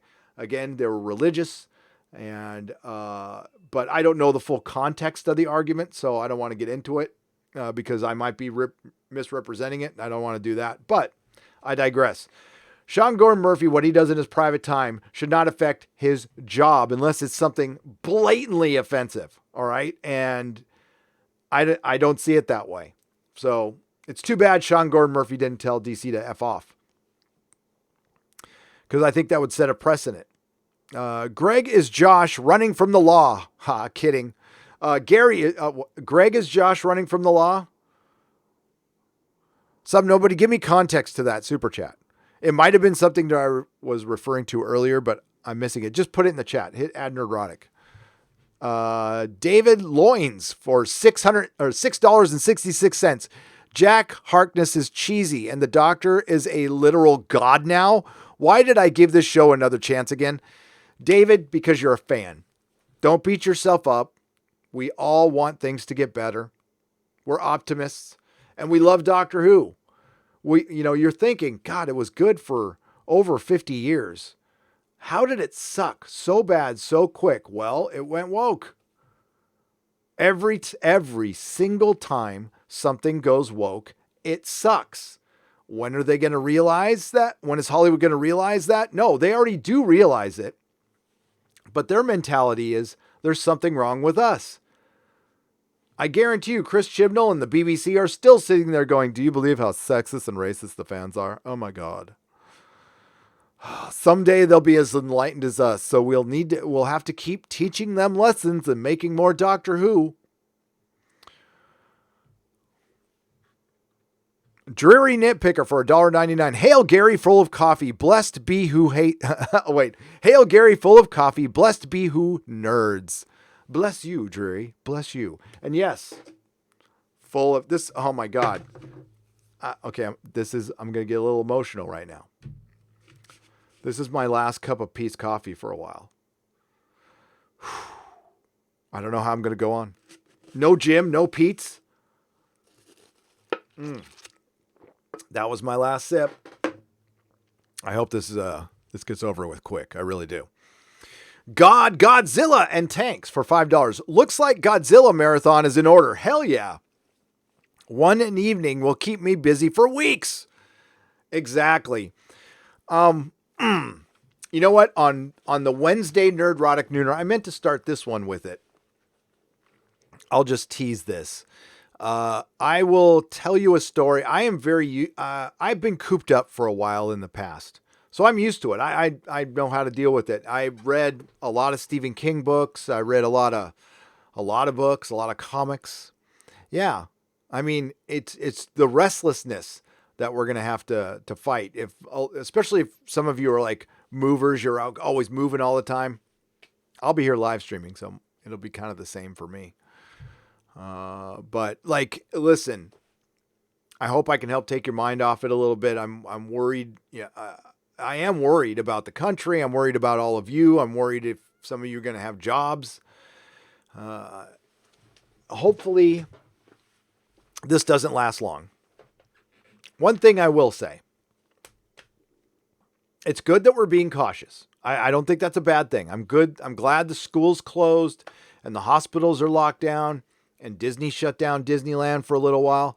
All of these things are good because we will, I mean, especially if it just lasts a couple of weeks. If it just lasts a couple of weeks, 3 weeks, a month even, we'll survive. We will absolutely survive. But I'll say this. If this blows over and it turns out to be nothing, which I don't think it is, okay? But I'm just saying, if it turns out to be nothing, and this got, say, overblown by the media or something like that, I'm going to be pissed. I'm going to be pissed. I don't think it's that. It's looking very serious, especially with, we see more people getting cases. But honestly, I checked today. I don't think there's any cases confirmed in my city. There might be. I can't say I checked everywhere. We had a couple of cases in Corona, which is in the East Bay. It's about 30 miles away from me. So again, I'm glad we're being cautious, but we'll talk about it more in the Exozone. I don't mind schools and stuff shutting down. Am I crazy that our salon got shut down? Am I crazy about that? No, I'm not. I'm actually not. But we're going to comply with the law.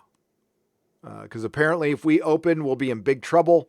And I've heard all kinds of crazy things. Like National Guard and stuff like that. I don't know if that's going to happen, but, in the meantime, we'll just entertain. Remember when we watched TV to escape the dark world, says Nettled Nerds for $2? Yeah, I remember that. We can do that, but it's going to have to be our own, our own physical media. Maybe this is a good time for me to play The Witcher. Maybe I should finally release my Witcher review. It's in the can. I guess I can.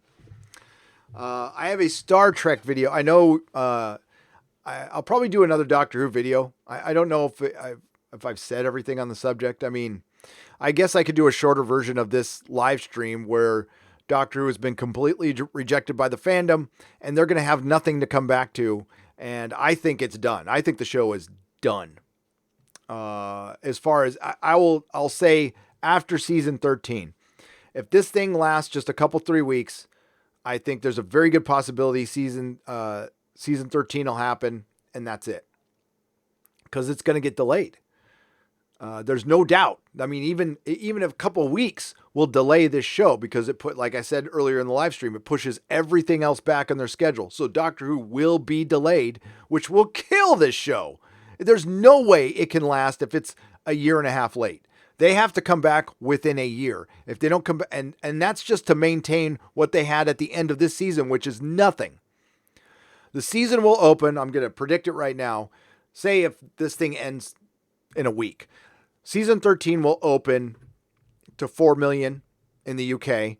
By the time the season's over, it'll be under 2 million. Under 2 million. It'll be non-existent here in the US.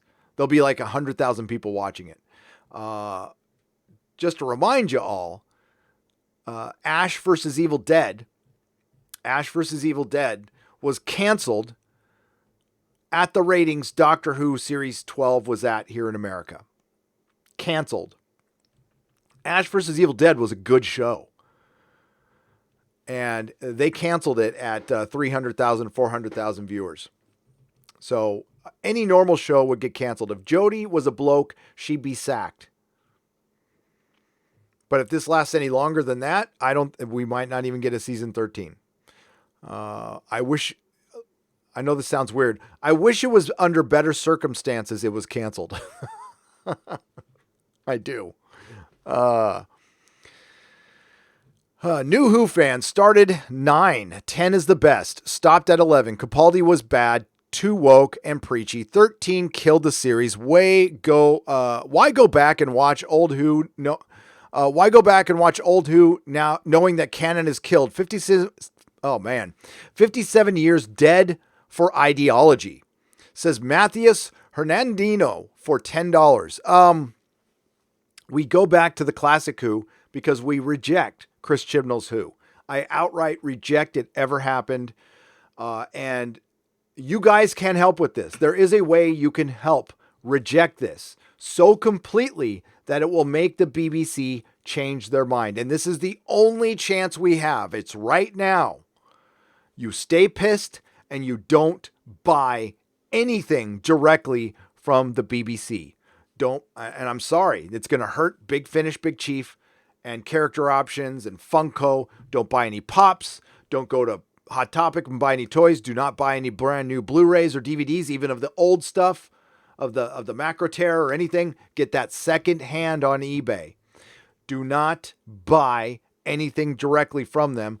Make them feel it. Make them hurt. You know, the BBC just told us we have licensees. We have international financiers. One of those international financiers is China. I wonder how long they're going to have money. I wonder how long Tencent is going to be around. One of the biggest companies that buys up all this media and has been controlling our media and information for a long time. Wonder how long they're going to be around. And one of those international financiers is the United States of America. And they aren't watching it here. So, yeah, we can't affect it. It just depends on how many of us there are left and how resolute we are. The vocal minority is now the people who are the Jody bots. But yeah, Matthias, I understand how you feel that way, and I respect it. That's what happens when you go back and you fuck with canon. Sean23666 for $10. He says thank you, or she. I'm sorry. You say thank you. I can't assume your gender. Sorry. So de nada. Right back at you. Dreary Nitpicker for $4.99. Hey Gary, you never got back to me. I know you're busy, but all I have is an iPhone and an iPad since the fire, and I am unable to join. Is there another way? There is not another way. Dreary, not until YouTube fixes the problem. And they never got back to me. So apparently the join button, well, it depends. Jury Nitpicker, what operating system are you using Safari? Can you borrow somebody's computer momentarily and use a PC? Can you run Chrome? I think you can run Chrome on your iPad. You might want to try that. That would be my solution, Dreary Nitpicker. And it's not available since the fire. So I was thinking Amazon Fire, but there you go. Try that, Jury Nitpicker. And if not, you might have to borrow somebody's PC or something. But apparently on a Mac, you know what? I'll check on my wife. My wife has an iPhone.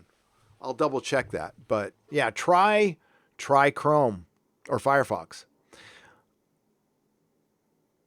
Tweeted to you a big/huge Doctor Who idea. George Peter Gatos, I will check it out. Thank you for the Canadian $2. Thank you. And thank you again for the animation. I freaking love it. And Mrs. Nerdrotic really loves it. Super Anime Gamer 01 for $2. Hey, yes, vid on Berserk, please. Adore that comic. Okay. I'll put it on Nerdrotic Live, but sure, why not? JHand04 for $2. Nerdrotic, Lego Marvel superheroes all day, bro. I used to love Mini-Mates. I used to have these little Mini-Mates that Diamond did. I know it's not Lego, But I used to have these huge dioramas. They were such a pain in the ass to set up, but I would spend hours on those things in my store. There was a lot of, there was dead time in the comic store. People wouldn't come in. So I'd set up action figure dioramas. Peter Ford for $4.99 would have no issue telling Kurtzman to his face at a fancy LA restaurant, his Trek is shit. Garbage scows for ships. Had me done. Yes, God, they're terrible, right? Peter Ford, I don't have it in this room right now, but I was looking at that old Bird of Prey, and I used to think that ship was lame when I was a kid. That is brilliant with the bird on the bottom. I love it. I love it. I love it. Mark C. Thank you, Peter Ford. And I would too. I would too. Maybe not in a restaurant, maybe outside the restaurant if he was by himself. Mark C. for $5. Screw Big Finish. Reboot or not, don't mess with the prisoner, especially the end. Yeah. That's another thing. Big Finish is changing the prisoner, and that is not making prisoner fans very happy. It doesn't make me happy. Leave the prisoner alone. Make a new prisoner. Why would you change the ending of the old one? Just make a new one. Some nobody for $2. Hashtag Dr. Exit. Yes. Dr. Exit. Dr. Later. Dr. Bye. Dr. Adios. AKA Bard for $1.49. And he sends a unicorn. A unicorn. Yes. As we all know, it's the, I don't know. Is it? Yeah.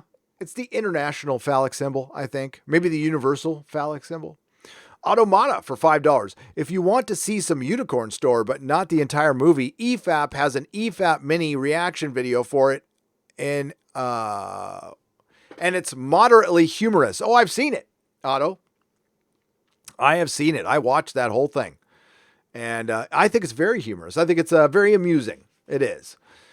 David Plymouth, thank you for the $5. David Plymouth for $14.99. Hey, Gary, it genuinely makes me upset about what they have done to William Hartnell's legacy. Shows come and go, but the past should be respected and protected. Stay safe. Yes, and the blatant disregard for him that Chibnall and everybody at the BBC has, they cannot stand that era. They loathe it. You can tell. Look what they did to the guy in Peter Capaldi's last season. I know a lot of people have a lot of respect for Capaldi, but season 10 was as woke as season 11, was as woke as season 12. It was.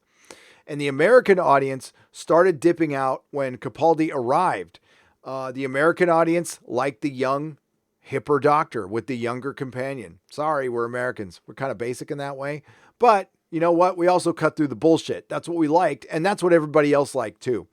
Capaldi was good in the beginning, but Moffat got completely woke towards the end, and that cannot be forgotten. The downhill slide started in season 9, quite frankly, but it got put into overdrive in series 11 and 12. Peace and long life, says Darbo Doodoo Bunky for $2. Thank you, Darbo Doodoo Bunky. A peace and long life to you as well. Warrior 641 for 20 Czechoslovakian dollars said, I'd hit it. I'm sure he's talking about Sarah Michelle Gellar, who we were talking about earlier. I'm going to check up real quick. Yep, I did. Rocky Zodak for $49.99. And it's just got a guy jumping around in some buildings going, woo, right on. Thank you, Rocky. I appreciate it. I'm going back up here a little bit. Be right back. Just want to make sure it didn't jump on me. Okay, good. Good.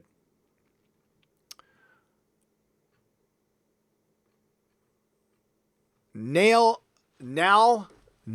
White for $2. Go back to that pic of Jeremy and scroll down to March 15th. Am I still at that? March 15th. I did.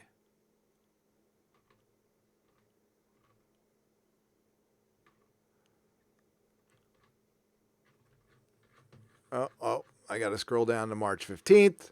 And what do we see here? It's ma'am. Hang on. We're scrolling down. We're still scrolling down. Why don't you just DM me? Because that is a long ways. I am still scrolling down. And it's still scrolling down. Yeah, that's here. Why don't you DM me? Just shoot me the link via DM. Sorry about that, but yeah, I can't like have a bunch of silence while I'm scrolling down for a half hour. But now, thank you very much. I'll keep trying to look for it as I continue. Theta Sigma for $10. Gary, in these screwed up times, your live streams and vids have been a great escape from the world that is. You're way better than Doctor Who Cares and Star Trek Discard. Why, thank you, Theta Sigma. I appreciate that. I try to do my best. I want to be much worse than Doctor Who and Star Trek. I want to be laughable compared to them. I want them to be the best thing on TV. And they could be. And that's what's made no sense. I mean, listen, I say it makes no sense, but it makes perfect sense why they did this. They don't give a fuck about making money. They don't care about half their fan base. They don't care. It's very hard to come to terms with somebody who is rich enough to feel good enough that they have a product for sale that they only want to sell to what they think are the right thinking people. It's insanity, but it's a reality. Now, how much longer it's a reality? Probably not much longer. Probably not. You know what? You know what this whole thing has been with the BBC, CBS, Disney, Hollywood? Sheer fucking hubris. I hope they hear that echoing in their fucking head for a long time, because that's exactly what it's been. Thank God. If we got to thank Kurtzman for anything, we got to thank him for the sheer fucking hubris line, because we're going to use that against him for the rest of his life. The Price is Right review for $2. I'm an 89 kid, born during Bush Sr. Old man. Just kidding, bro. Well, yeah, you're young. You're way young. I was 20. 20? No. Yeah, 20. God, you think I could do the maths. I was 20 in 89. I turned 21 in 1991. Yeah. Well, you're 30. You're not that young. No, just kidding. Bush Sr. A new world order. Borgy Porgy for $5. I can't believe The Walking Dead got better than Doctor Who. STD and STP. Last night's episode was epic. Negan might have finally redeemed himself. Good. I'm glad you guys are liking it. I will never go back to that show. I never go back to that show. I'm sure it's better than that garbage. But yeah, I'm so sick of people in raggy clothes fighting zombies and fighting with trash cans and machetes and guns and plotting against each other and more nihilism. I mean, that's all that thing is nihilism. I just can't do it anymore. But I'm glad you enjoyed it, Borg. Cracklin for $4.99. Have you really not watched the IT Crowd British comedy? One of my favorite shows of all time and on Netflix. Awesome show. Cracklin, I have not seen it. No, I have not seen the IT Crowd. But, I mean, you know, it's not like it's been out there for me to see. It's just because I didn't know about it. Tokyo Gaijin for 500 yen. The Romulans killing themselves in Star Trek Picard episode 8 after seeing STD footage was a stab at us. Yet more disrespect for the fans from Kurtzman and the creatives.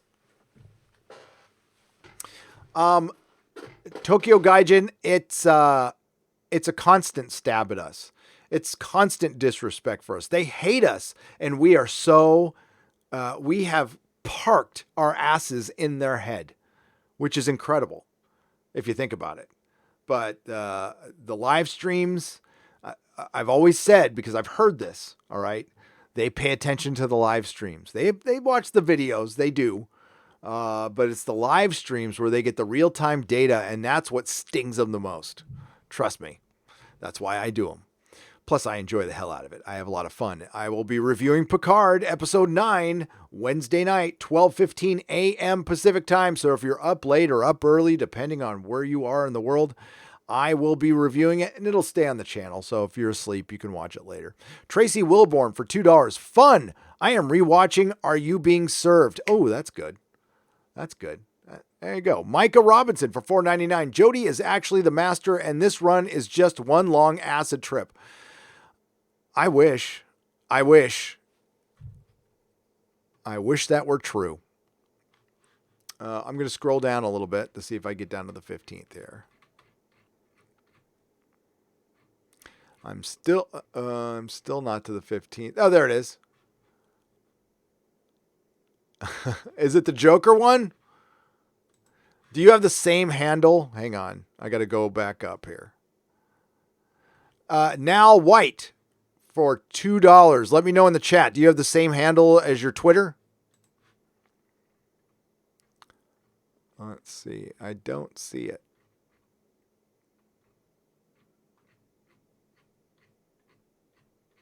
Yeah, I don't see anything. If you're, yeah, let me know if your handle is different on Twitter.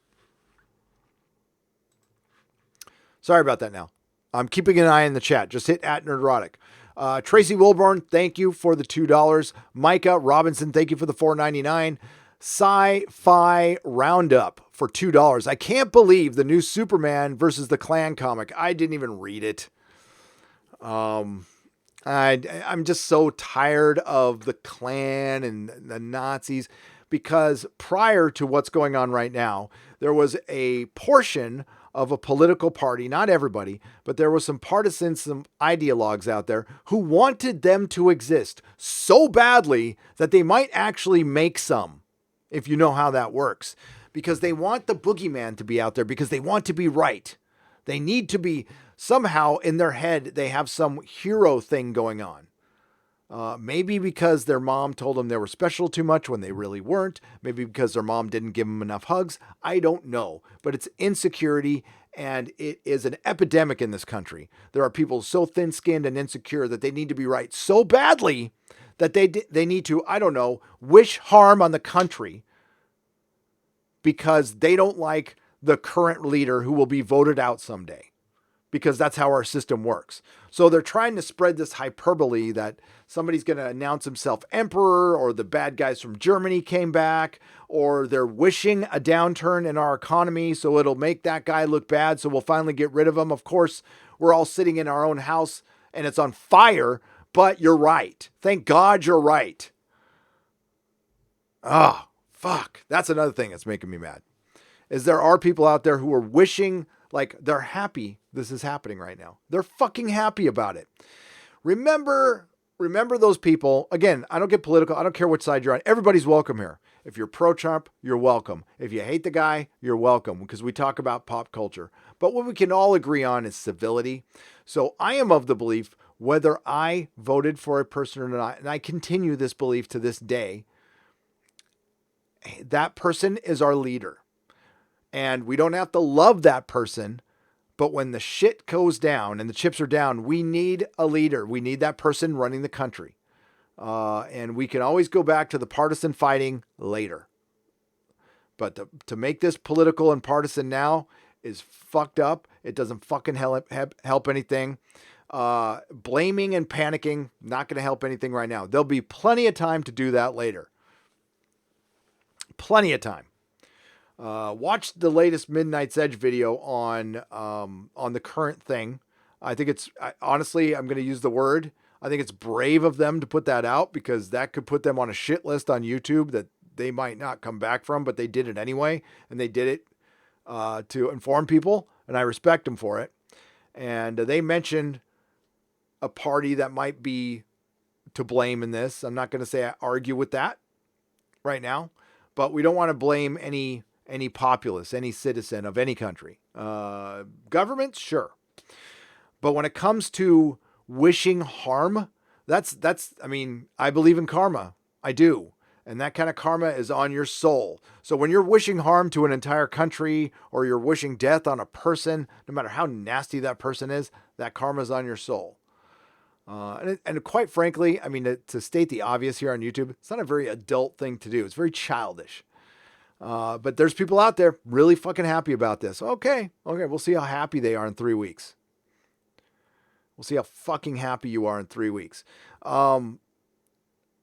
Yeah, I don't wish this on my enemies. And again, whoever the leader is, whatever party that leader is, whatever sex, or I don't care.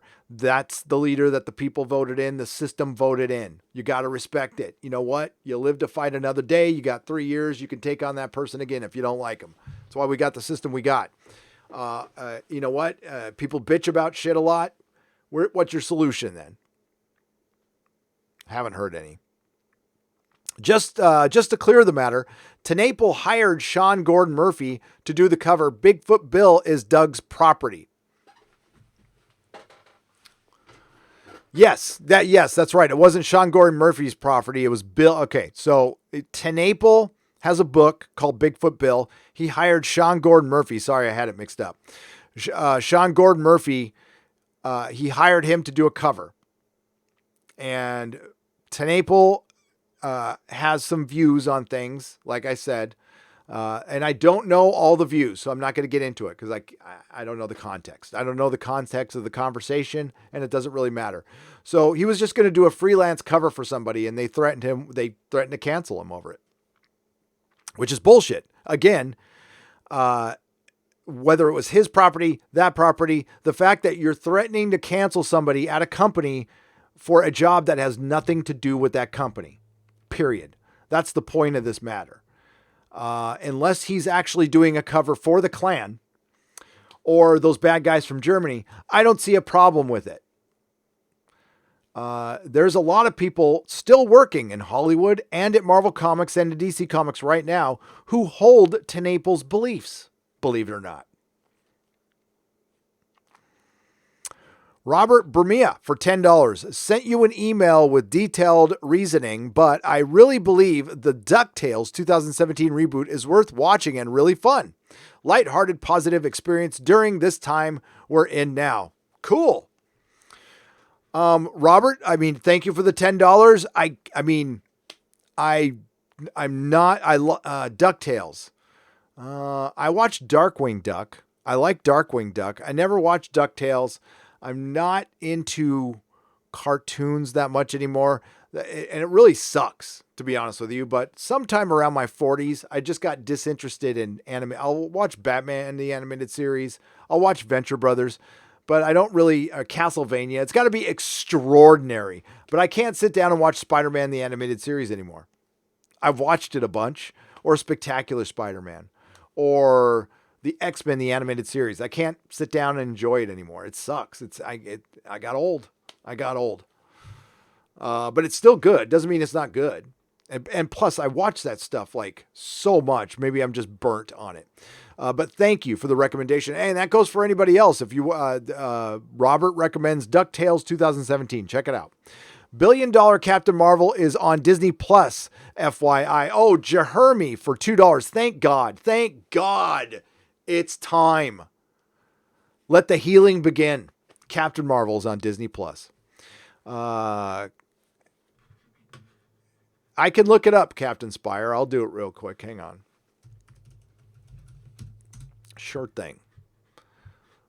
This is my website, and there it is there. So we'll just do that.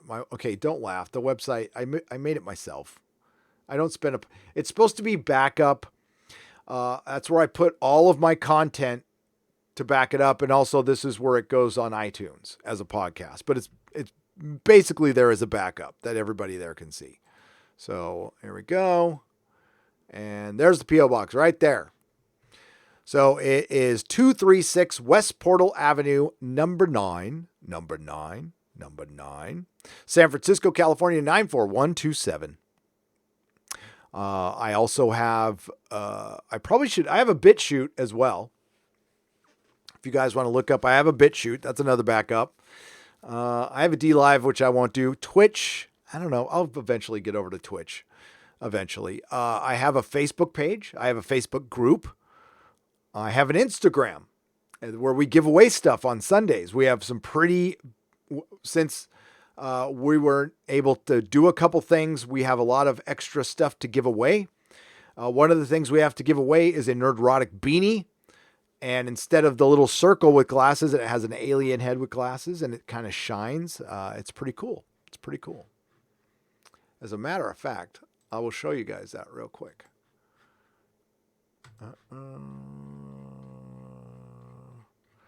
We'll get down there. Sorry, take a second. Oh my God, there's Jeremy again. There it is.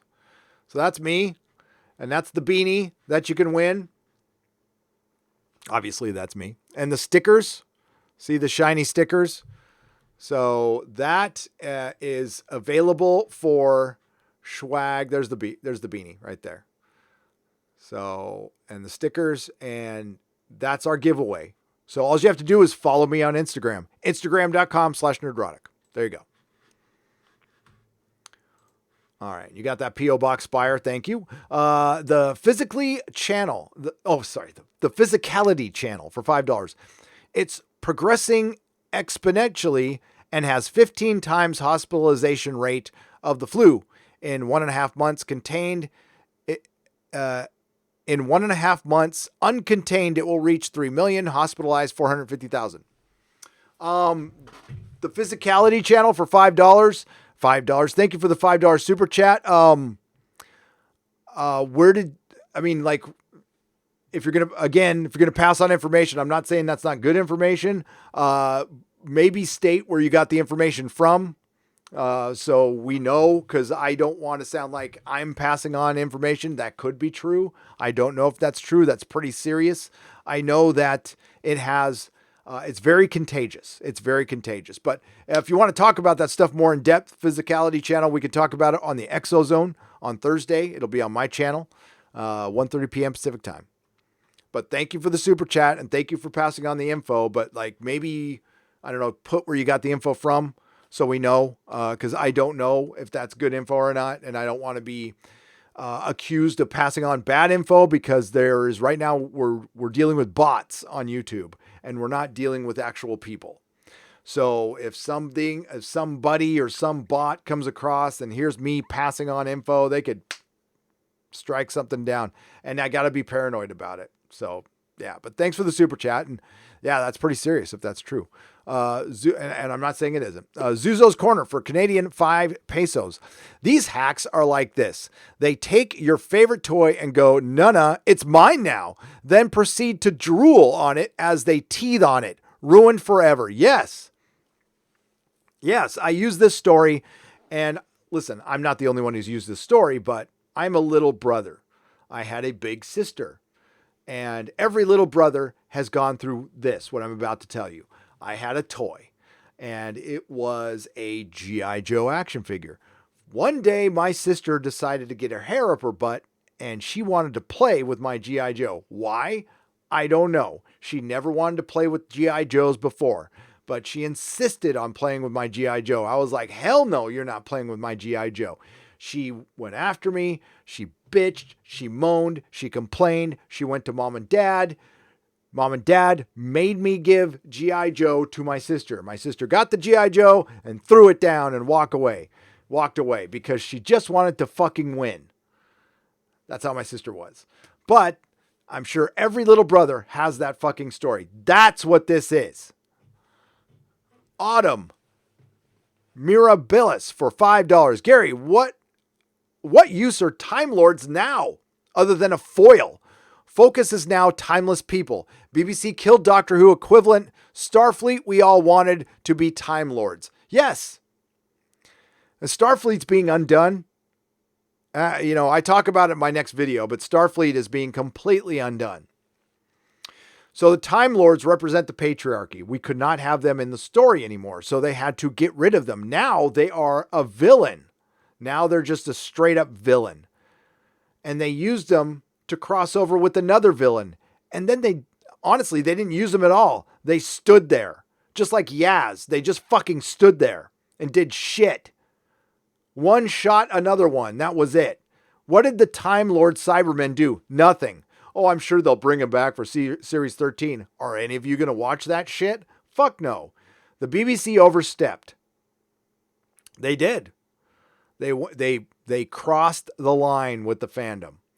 And I will, this is a plea to the people who are backing this shit because you feel obligated to, because it's Doctor Who and it's your habit and your entire channel or your entire website relies on Doctor Who. This is your moment to finally speak the truth to the fandom. And you know what? Work it out in your head. It's going to take a little while because you have been a honk for Doctor Who for a long time. But if you continue supporting this shit, you won't have a website. You won't have a channel anymore. The only way you'll have a chance, and it's a very slim chance, I'm sorry to say, is to fight this shit. You know what? You could be a fan of Jodie, but not like this. Like, this is a bridge too far. Way too fucking far. So now's your chance. This is the crossroads. You have a very small moment in time to get right with the Doctor Who fans. And if you don't get right, don't say I didn't fucking tell you so. Because there's a lot of channels right now who kissed Star Wars and Disney's ass for a long fucking time. Because they wanted to get in with that Disney. And they did. But their channels are slowing down now. And is it worth that? And the thing is, the reason the channels are slowing down is because they broke the trust of their audience. Their audience isn't buying what they're selling anymore. They don't believe this person. They believe this person is probably shilling now.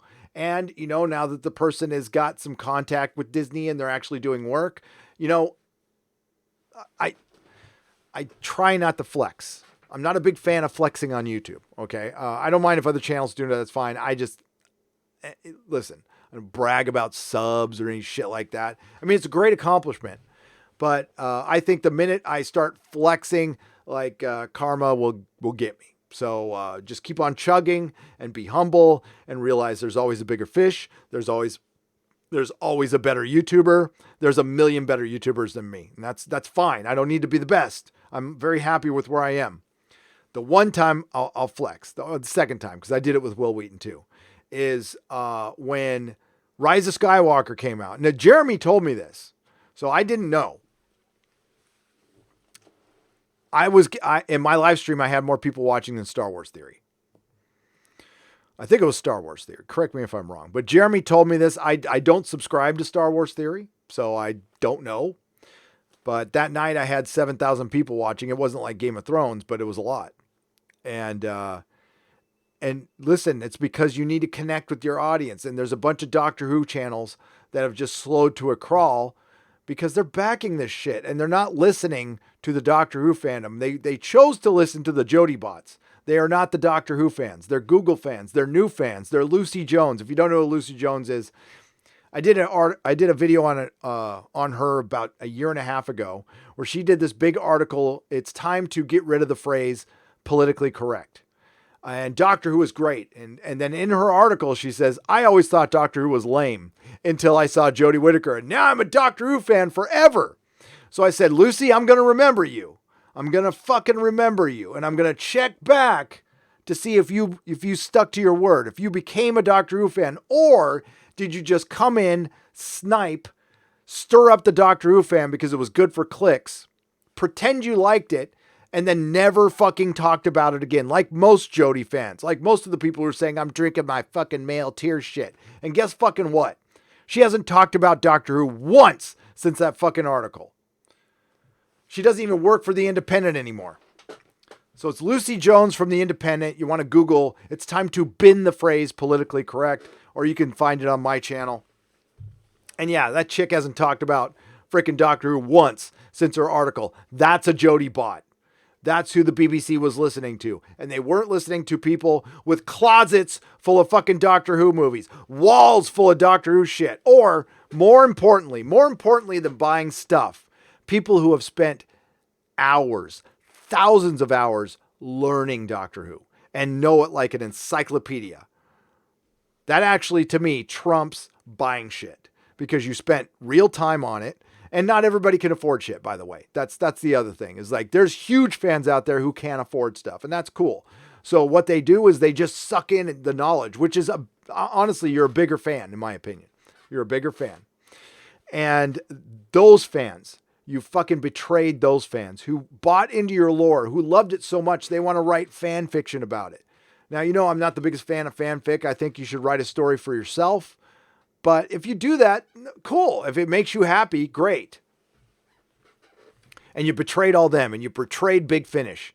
And honestly, I'm helping Big Finish by not being a patron of Big Finish anymore, because Big Finish won't be around. They have been an oasis in this hell that we've been in with Doctor Who. First world problem, I know. And now, unfortunately, they have to contractually bend the knee to the BBC. If I was Nicholas Briggs, I'd fight this. I don't know if he can, but I'd fight it.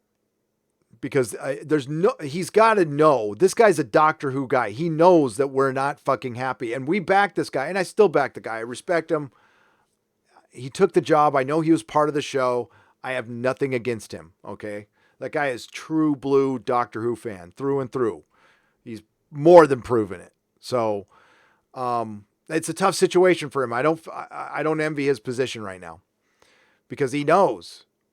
He knows, the people putting on the cons, you're from this point on, if you're giving the BBC money, you are supporting you are for William let me make sure I say this right. You are for being against William Hartnell being the first Doctor.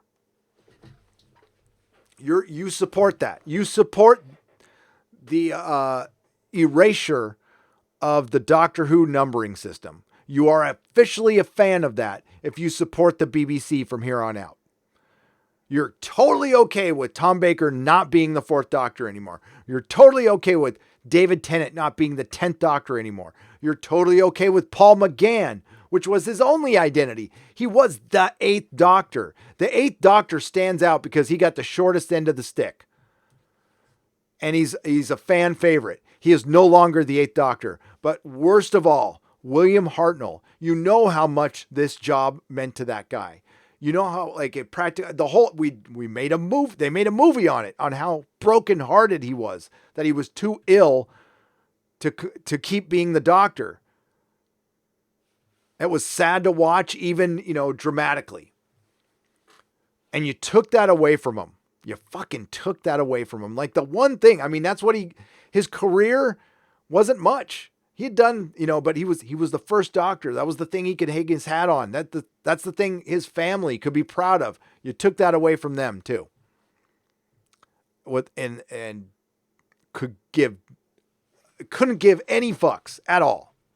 Sorry, I'm at a loss for words there. It makes me so fucking mad when I think about it. Whew. That makes me mad. I don't know if he's got any descendants or anything, but Adventures in Space and Time it's the best thing Mark Gatiss has ever done. It is so fucking good. I think good enough. I think award-winning good. That's how fucking good that. David Bradley has never been better. And oh fuck. Hunters on Amazon was okay. I'm just so sick of Yahtzee bad guys and the commies are good narrative. Yeah, Drury Nitpicker, it's getting fucking old. It's one thing to make the Yahtzees bad guys, but all of a sudden they're portraying the communist Russians as the good guys, completely ignoring what happened after that. Completely ignoring that those guys killed just as many as the Yahtzees did. Well, shit, prior to that, what doesn't get talked about is prior to that. Honestly, the reason I'm with you today is the communists drove out a bunch of German farmers from Russia who were brought over by the Tsar to help the Russians farm because they didn't know how to do it. Then they gave them some land, they let them farm, and then the Bolshevik Revolution happened, and they took everybody's farm. And they killed a few people and drove the rest off. They came to America, and that's how my family, my adopted family got here. Not a fan. How can you back an ideology that murdered more than the Yahtzees? I'm sick of it, Hollywood. Yeah. Oh yeah, there's people who fly the flag. No problem. No problem. because they're okay with it, Drury. I mean, they're okay with it. They're okay with those murders because, I mean, if shit went down, they'd be okay with it too. On Doctor Who, I spent 15 years working on art. This hits me hard. Doing my own fan books, lost heart. Check out Time Lord Rassilon on DeviantArt. Autumn Mirror. I will.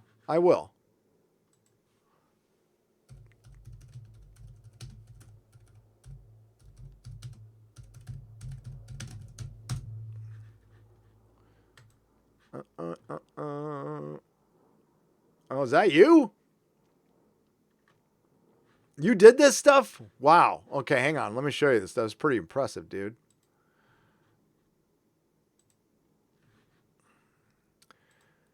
Yeah.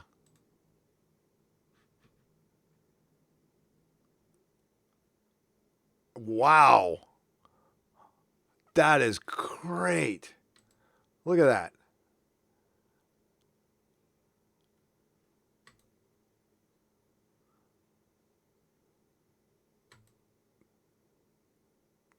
For real. That is so cool. I love it. Well done. Well done. Here, sorry, I didn't have that centered. My apologies. Let me show you guys real quick.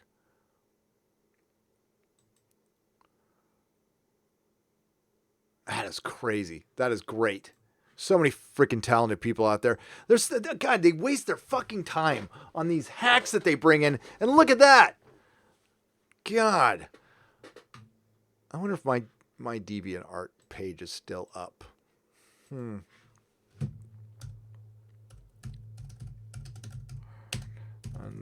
Was it Nerdrotic? No.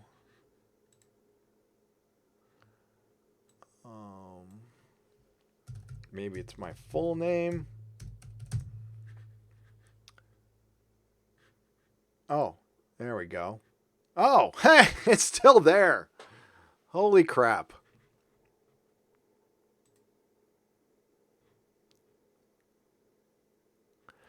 Okay, here's my DeviantArt. I can't believe it's still there. Now, there's a watermark in the middle of it. So hang on. Forgive. There we go.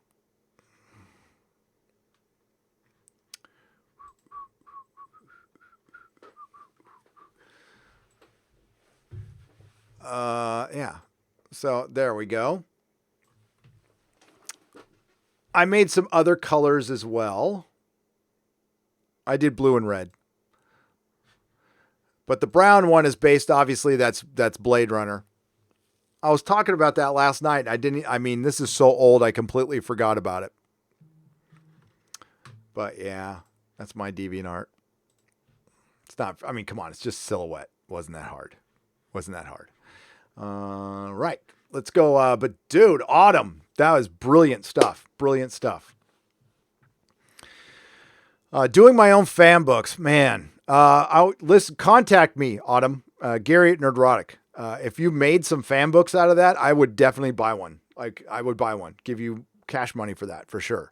Jury Nitpicker for $4.99. In the show, they did expose Operation Paperclip, but like the Watchmen TV show, it was just exploiting a serious issue for political correctness.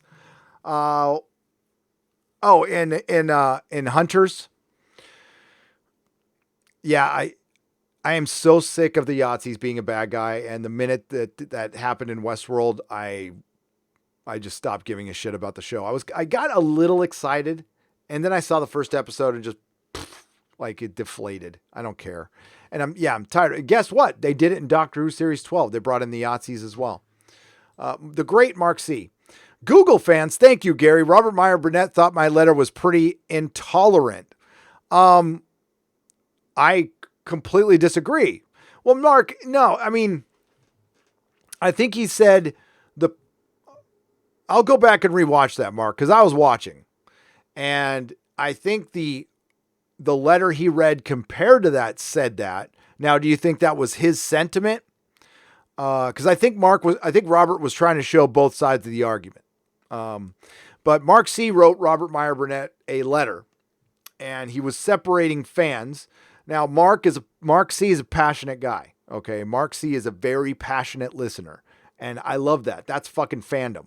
We all have our different levels of passion. I respect the shit out of Mark C. Okay. So Mark C broke down fandom, and he used the term, first time I heard it, but it made like, sometimes you hear terms and it clicks in your head and you're like, that's like when Clownfish TV used repurposer. I'm like, fucking I'm using it from now on. I gave him credit for a long time. I've the MCU, that one's mine. It made sense. I'm okay with that. Other people can use it all day long. Istaphobe, that's mine. That's fine. People can use it all day long. I don't own this shit. I don't own the internet. I don't care. But I heard Google fan, that belongs to Mark C. And I'm fucking using it all the time, but I give him all the credit in the world. A Google fan is especially applicable in comic books. So, Mark, would you equate the Google fan to also be the same fan who watches Comics Explain? They basically cheat. They don't actually read the comics, but they want to know some of the lore. So they like the bite size. So they go to Wiki, they go to Google, they read a plot, and they pretend they read the whole comic book. And they missed entire, you could tell they missed entire parts of the comic, Mark. And listen, I know Mark C has read every comic he owns back and forth, because his knowledge is right there, But yeah, Google fans. And that's what Doctor Who is filled with. I mean, they're also called the Tumblr fans. Doctor Who got taken over by Tumblr, and the Harry Potter crowd. Once Harry Potter ended, they kind of invaded Doctor Who. And they were always welcome. They were fine, but then they wanted to take it over.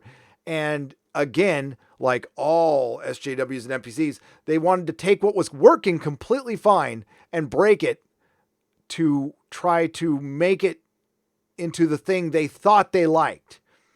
But they didn't watch the entire show. They watched little clips on YouTube, and they bought the pop vinyls, and they thought Doctor Who was cuter, but it actually wasn't.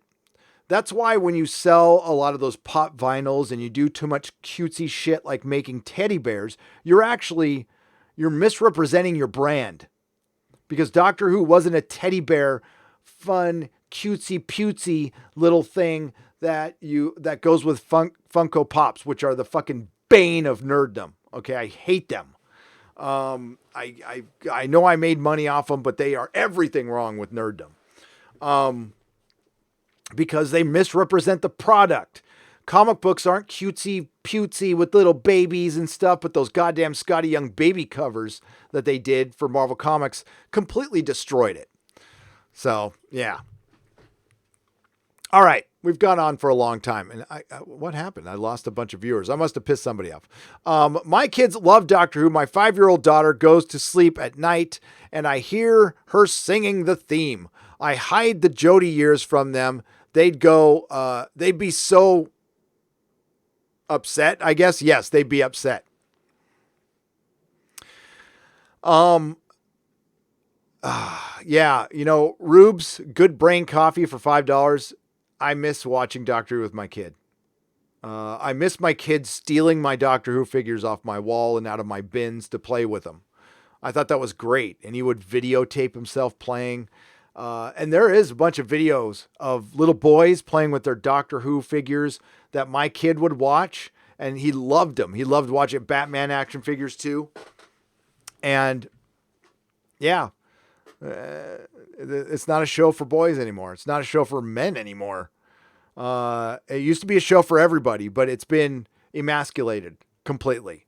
It's a show for girls. It's a show for women. When they say it's not made for you, they fucking mean it. They mean it. And you're right. It isn't. So we're not going to watch anymore. And we're not going to buy your shit anymore. And you're not going to rely on us anymore. Because fuck you. Hail Gary says, Uncle Salty 71. Hail, back to you for $1.99. Gary, you're everything that's awesome about YouTube. Wow. Thank you, Jeff Green. I appreciate it. I don't know, man. That was a big drop. Did it freaking flip? Or man, maybe we talked about the Yahtzees too much.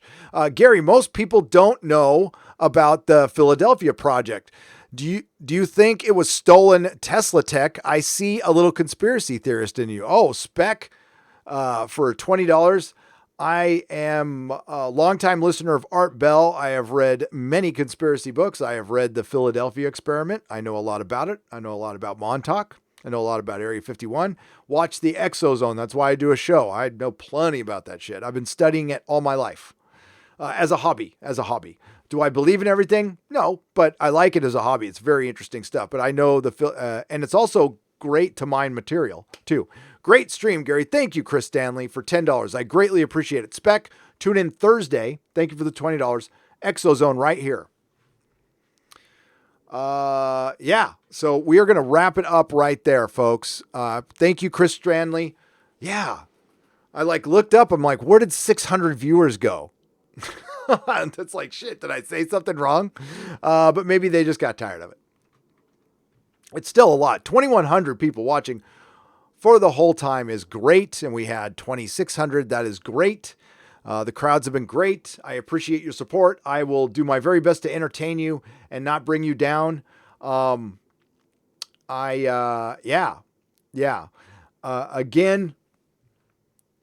I know people want to talk about it, and it's okay to bring it up once in a while. I mean, I'm not going to tell you what to talk about, what not to talk about. But I'm going to try to keep it as light as possible. But there will be a show where we can go dive deep, and all theories will be on the table. All theories will be allowed we will consider all of them. And that's the Exozone. That'll be this Thursday. So thank you very much again, everybody. And thank you to the Nerdrotics. Thank you to According to Christie and Mark Lerzeth. And Quibi has no chance because you have a soul, says Drury Nitpicker for $1.99. Well, thank you for thinking I have a soul. I appreciate that. Yeah, Quibi doesn't have a chance. It's lame. Your content is like hanging out at the best comic store. I make art books and I'll send you one if you want. Thanks for sharing your passion. Shanth, okay, I want to say your name right. Shanth and Jetty, thank you for the $5. Yes, I would love to see your art. Send P.O. Box is 236 West Portal Avenue, number 9, San Francisco, California, 94127. And Quibi is done. Yeah, it's done before it started. So thanks to the wrenches, and I will see you all tomorrow. At 11 a.m. Pacific. Please look out for my video. It's coming out at 8 p.m. Pacific time. It's not Doctor Who, it's Star Trek. But hopefully it's funny, because the news, it's funny news. Believe me, it's funny. Until next time, remember, not all who wander are lost. Ciao, Bella.